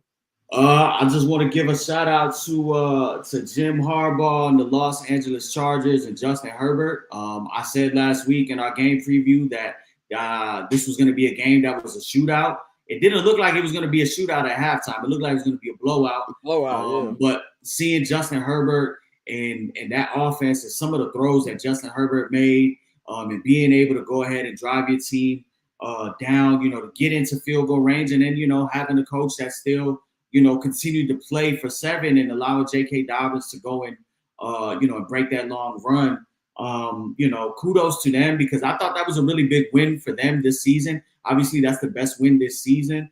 And it shows that, we might not have Keenan Allen anymore. We don't got Mike Williams, but, Austin Eckler, but we do have guys, and we still have a quarterback that can get it to his playmakers' hands and make plays. So the Chargers are definitely going to be scary come playoff time if they can get in. I was muted. There we go. All right, Mike, we'll holler at you on That's a fine, Friday, bro. That is a fine. That is a fine. That's 100% a fine. All right, bro. We'll holler at you on Friday. So before we get to Pavy, I just wanted to say something about yesterday's game. Kind of what Mikey was talking about. Yesterday, we saw elite quarterbacking on a very elite level between Joe Burrow and Justin Herbert. I was gonna say I never wavered off the Justin Herbert train, because a lot of people talking crazy about my boy last year, and I was like, he has an idiot coach. I don't even watch Charger games like that. We got, of course, Chargers season ticket holder Dante. I don't even. By the way, you might want to get them. They might have a playoff game. They might have a playoff game. You muted too, dog.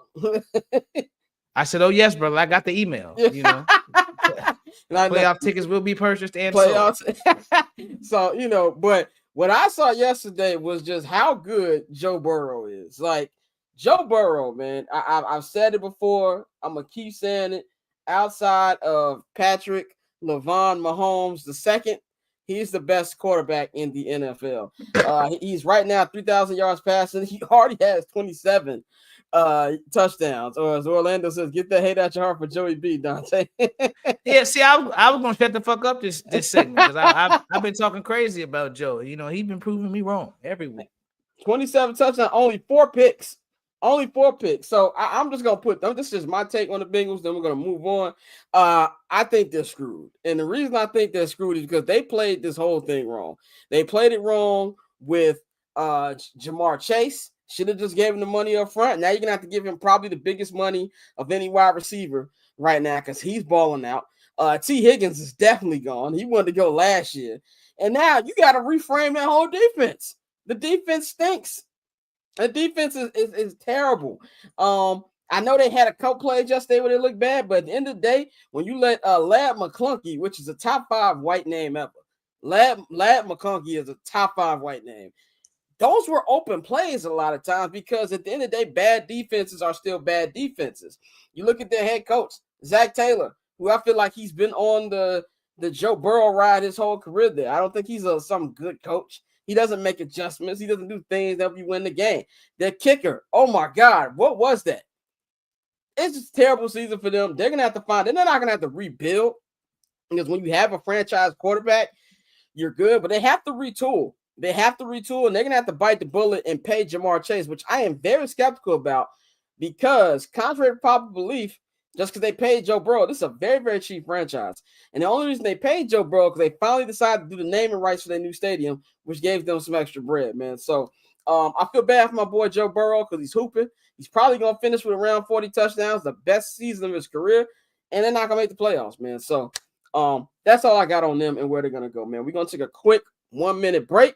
On the other side, we got Pavy joining us once again for Weekend in Association. Got a lot of stuff in the NBA me and him are going to talk about, man. So we'll be right back in 1 minute. So cool. Triple double hat trick, I know the code too. Ice trade, go for trade, yeah, we cold too. Getting paper on these player haters, old news, money on the other line, so I'm not gonna hold you. Money on the other line, so I'm not gonna hold you. Money on the other line, so I'm not gonna hold you. Money on the other line, so I'm not gonna.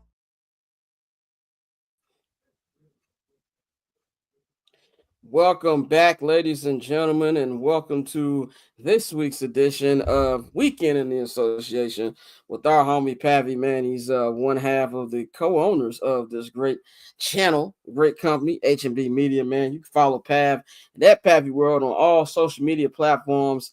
Visit pavverbs.com. Pav, man, how you feeling? And you got some new music coming out, man. We learn about that. Yeah. Me and homie T, dropping a new.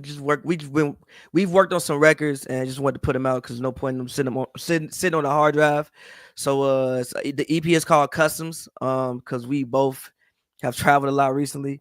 So the EP is called Customs. It'll be out the day before Thanksgiving, or the night before Thanksgiving. It'll be out. So look out for that. And I'm feeling good. I can't complain. It's getting dark at 3:55 in Los Angeles. Trash. We are so finished. But it is what it is, we here. And like you said on Twitter this morning, man, 40 degrees in Los Angeles is colder the coldest thing on earth. People don't believe me, but it's because there's no humidity. So like 90 degrees here is better than 90 in say New York. Yeah. But 40 degrees here is brick. Literally brick. Especially at night. Oh my God. At night, it is the worst thing ever, man. But let's start off, man. Tomorrow begins week 2 of the in-season tournament for the NBA Cup. I thought the first week was pretty entertaining. I do think this is one of Adam Silver's inventions that have worked. I think that these players really, really want that 500,000, which I did not know was 500,000 per player, which is great. Now, granted, with taxes, probably 250, but if you're LeBron or somebody, KD, that's pocket change. But there's a lot of niggas on the team, like even the 12th man. That's life changing. They need that bread. Yeah, need that bread. Imagine, you the 12th guy, and you like, nigga, I just got 500 racks. Like I'm finna be good. But what you think about the first week in NBA Cup action, and what's some of your observations from what we've seen so far? I don't even think it's the cup that's making it good. I mean, I do think obviously the 500,000 is definitely extra motivated because like you said, Bron don't need the bread, but the 15th man on the roster who may only be making 800,000 this year, that extra 500,000 can really do something for his life.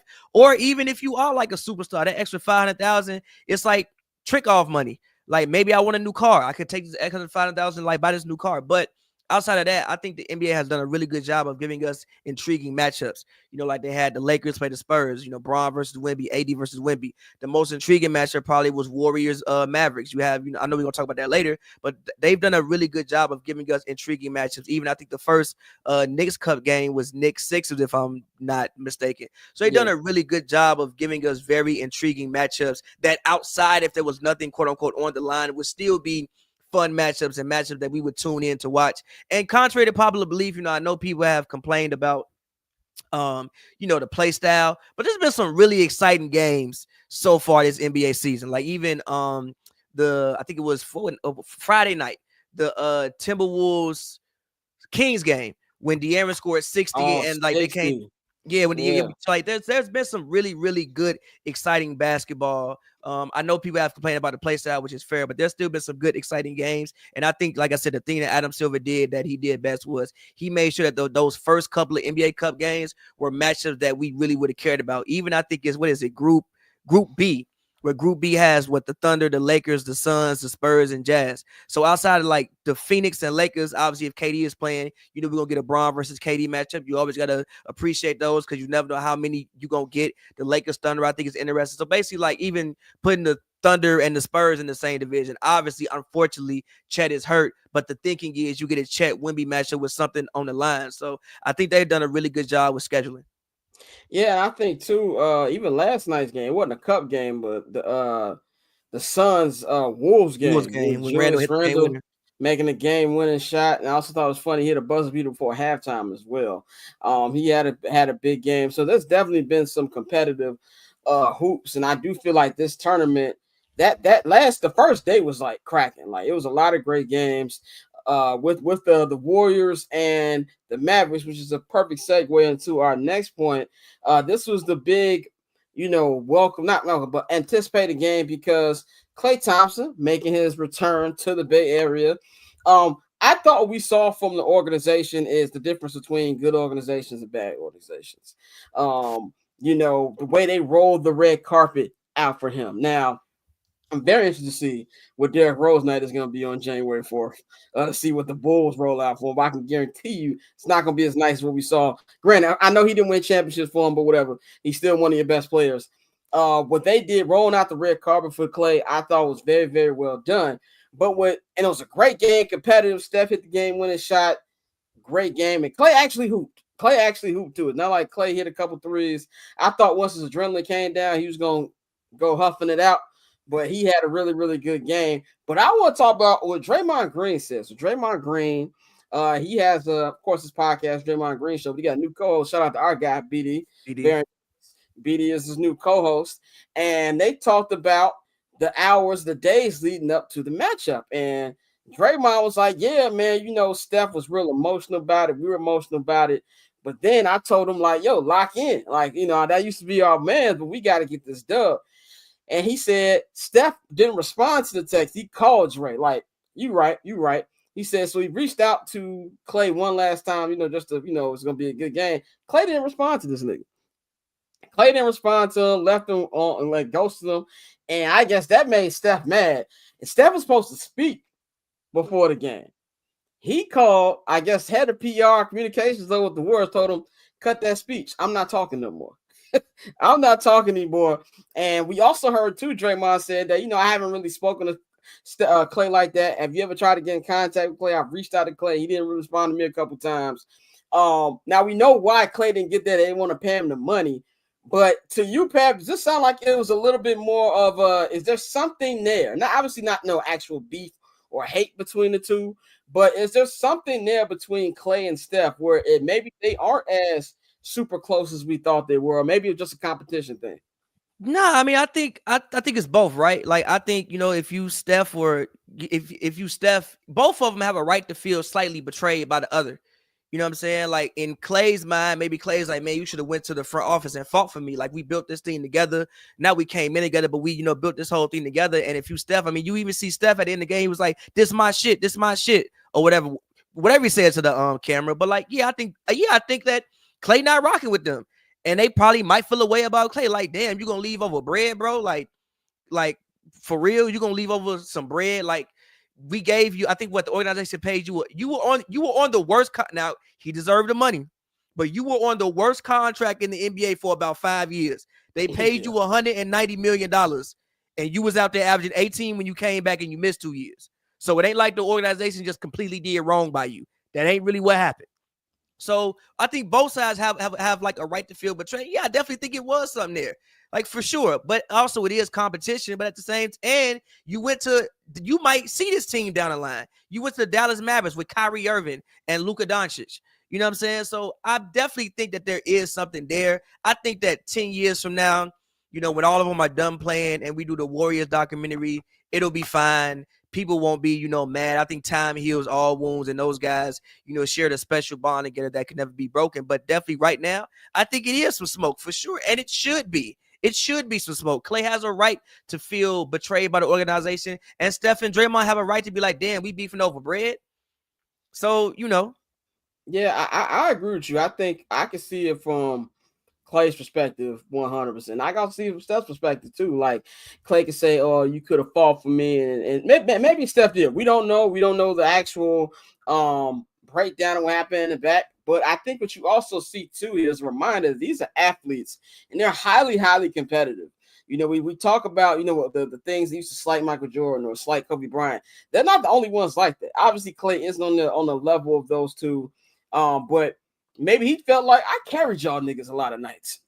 That was some nights with Steph. You wasn't doing your thing. I was one who did this. I was one who did that. Or y'all let Draymond get away with murder, and that's the dude you pay over me. So I feel like he definitely had, if there is some animosity for him to feel that way. But I also kind of like how Steph was like, I bet, you know what I'm saying? I'm gonna show you that, no matter how much money you thought you should have been paid, none of this would be here without me. Your contributions matter, Draymond's contributions matter, but I'm the number one. You know what I'm saying? All of y'all gonna have y'all jerseys retired. I'm gonna be with one with the statue outside. And you can really see that, Draymond said it got Steph going. Steph reacted like he won a playoff game. Like, you see Steph hype.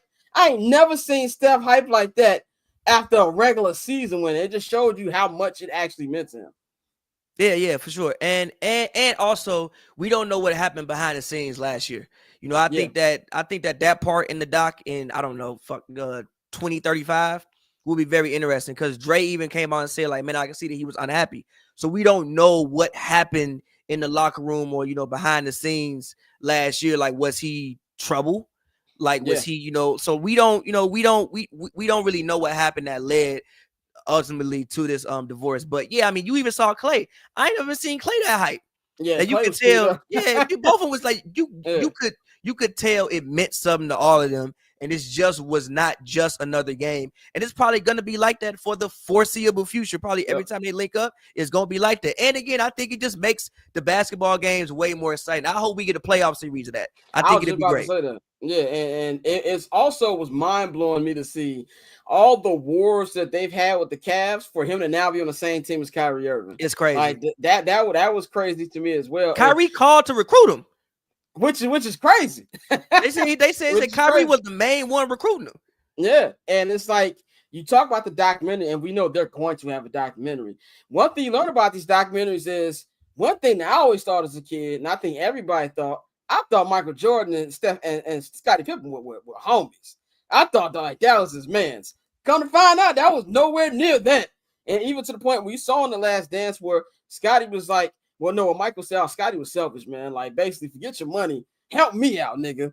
And we saw in the Patriots documentary, I didn't know that Tom Brady felt slighted because they drafted Jimmy Garoppolo, and he was like, all right, bet. I'm leaving y'all niggas when this is up. Or the same thing with Belichick and Robert Kraft, and Belichick saying, we wouldn't be in this Aaron Hernandez mess if you cut him the first time I told you about him. So just all these different stories that you see with championship teams that I'm definitely looking forward to see what was the Steph Clay relationship like when we get to that, man. But let's go on to the All-Star game. All-Star game still a couple months away. We've been talking about for years now. I feel like the quality of the All-Star game. I feel like the last All-Star game that was really, really competitive was the 2020 All-Star game. And I think a lot of it had to do with people wanted to play well because Kobe just died. They changed the format, but now Adam Silver is contemplating changing the format again. And I got to read this because it's still kind of confusing. So he's thinking about changing the NBA All-Star game to a 14 tournament, starting with the 2025 one. This comes from ESPN. The proposed format includes 3 teams composed of 8 All-Star selections each, and a 14 consisting of the winners of the Rising Stars Challenge, which features rookies, sophomores, and G League players. The format will mimic a Final Four setup, featuring 2 semifinals followed by a championship game, dramatically altering the traditional East and West showdown. The league has been actively engaged with players, coaches, and executives to gather feedback on enhancing the All-Star experiences amidst growing concerns over competitive spirit and fan interest. To me, it's kind of confusing. Now, it doesn't mean it won't work because I thought that the NCAA tournament was confusing when they first broke it down. But to me, it's not about the changing the game. To me, the game is the problem. The problem is the effort from these players. And we talk about them being different brands. I saw on the Ringer, shout out our guy Waz. Waz had a good conversation with Bill Simmons and Van Lathan about how there's so much talent in NBA, but it's just not as good because we don't know much about these players. And that's that they're all individual brands. So they're not going to put in the same effort as they used to back in the day. So I'm considering, are they going to put the same effort in for a tournament style? Like, are we going to have to keep offering them side money? And I'm going to sound like a typical fan here when they're already getting paid enough just for them to show up for the All-Star game. Pav, what do you think about these potential changes? And do you think that this will change anything if this is what they eventually end up settling on? It's not a bad idea. I get the point. It's just like, what are we doing? But we got to do all this to like make y'all play in the All-Star, to make y'all care at least for 2 quarters in an All-Star game. Like, yes, I get the point, right? You break the teams up in like a tournament and you put the G League team there because like obviously the G League players and like the first and second year players going to go hard. Like if I got a chance to beat the NBA All-Stars or if I'm like in the G League, I got a chance to get in the league if I play well in this game. So like I get the point of it, but it's just like, yo, we got to do all of this to make you play. Like I remember growing up, and I'm gonna like age myself, but like you look forward to the All-Star game because you was gonna get some good hoop. You was also gonna get some highlights, but some of the highlights came in the fact of you getting some good hoop. You know what I'm saying? I probably the best All-Star game was 2001 when the East came back. The East came back. 2000. And also, like you, also what you said too, it's not like the whole game was great. Just give me the second half. Yeah, just give 2003. Mike hitting the game, the game winner, the game winner over Kobe fouls him. We go to overtime. You know what I'm saying? like those moments came because you were also being competitive and you got some of the best highlights and best shows and All-Star game history. So it's just like, is it a bad idea? No. None of these things are bad ideas. It's just like, do we have to do all of this to make you play hard just a little bit? Granted, I understand, it's a very, very long season. Like I said, these guys are probably running more than what they are running more than what they ever have. It's very strenuous on your body. I get all of that. But also, it's just something to be said about being an all-star. Now, granted, it also goes back to what you said. Now there's, like, if you played, I don't know, let's say if you were somebody who played, let's say for like Charlotte, if you played in Charlotte in 2002, you probably didn't have many national televised games. So the way that a lot of people saw you, damn near what that casual fan saw you, was in an All-Star game. It's not really the case anymore. Like LaMelo Ball plays in Charlotte. He might be one of the most famous people with the youth out there right now. So it's a little bit different. Like, so it's different. Like playing in the All-Star game doesn't really improve your profile the same way it once improved your profile. But at the same time, it's like the players have to just want to play. But again, is it a bad idea? No, I get the concept. The Rising Stars game already does something like this, or they did something like this at one point in time. Remember, they would have like certain teams play, and then like they would play a quarter, and then if you won at the end, like it's gonna be like that. It's not a bad idea. It's just like, what are we doing? We have to do all of this to make you at least care a little bit in the All-Star game. I think it's crazy. Yeah, I think it's crazy as well, but I also think too that's just kind of where we are right now when it comes to how the NBA is, and these young niggas they just don't care, and that's just kind of. I'm not saying they got to get rid of the All-Star game because I still think it's a big money maker. People still love going to the All-Star game, but they had Larry Bird came talk to them last year. Like they just don't care. And I goddamn Larry Bird like 60. They probably don't even watch it. They think Larry Bird weak. You gotta at least bring Mike up there or something. They probably don't care about, but at least it's Mike. If they got LeBron on the side trying to make him play and they don't care about what he say. Now, I don't know what Bron up there saying, but they don't have what he say. You would have to literally resurrect Kobe and put him in the locker room. That might not even work. And that might not work either. Do you think that, because you said with injuries, and there's a lot of injuries already. I didn't know KD was out till like a week ago. I was like, why this nigga ain't playing? Like, KD hurt. Calf strain. Ja Morant is hurt again. Like, I think Ja's on crutches. Ja ain't coming back no time soon. Oh, Ja's on crutches? See, I didn't even know that. I went to the Lakers-Memphis game. Ja is on crutches, bro. So what was the injury? Hip. Oh, so he's on, It said hip, not day to day, week to week. Ja ain't gonna be back no time soon. Yeah, so he's week to week. You Chet Holmgren, his injuries. Wemby's hurt. Do you think that they need to drastically drop the amount of games? Because I feel that the NBA has the same problem that Major League Baseball has. It's too many games, not just for the players, but for the viewers. That's the one thing I will give the NCAA tournament. It makes it must watch because there's big matchups to watch. But outside of that, it's background noise outside of Christmas. And the NFL's doing their best job to make you not care about them on Christmas. Should they condense it to maybe a 60, 62 games type thing to help the players, maybe even the viewers out a little bit? By the way, they're not going to do it because of money reason. But do you think that would help? No, because I mean, sometimes people just get hurt, bro. Like Chet fell out the sky and broke his hip. Ja, if you see the play, he got hurt. They threw a lob to him and he fell out the sky. KD is 37. When you 37 years old, you sometimes just get hurt. The Pelicans, the Pelicans, for what historically, there's been rumors they have a terrible training staff. It's been rumored that the owner only care about the Saints and they got football trainers over there. So, and yes, I do agree that they are, again, running more miles, and I'm sure it's more stress on your body and things like that nature. But no, I don't think they need to drop the game. I think some of these injuries just come with the game. And you do have guys like Mikal Bridges who plays every game. Why does he play every game? I don't know, but he don't miss games. So you still have guys that play every game. It's just that some guys just get hurt, and I don't know. There's throughout NBA history, there have always been guys who have just gotten hurt, and there have been some guys who've been lucky enough to not get hurt. LeBron James has been lucky enough for the most part, whatever reason, to not get hurt. LeBron drinking devil's blood, dog. Whatever he's doing. Michael Jordan, 85, breaks his foot. Never got hurt either. No, outside that one time.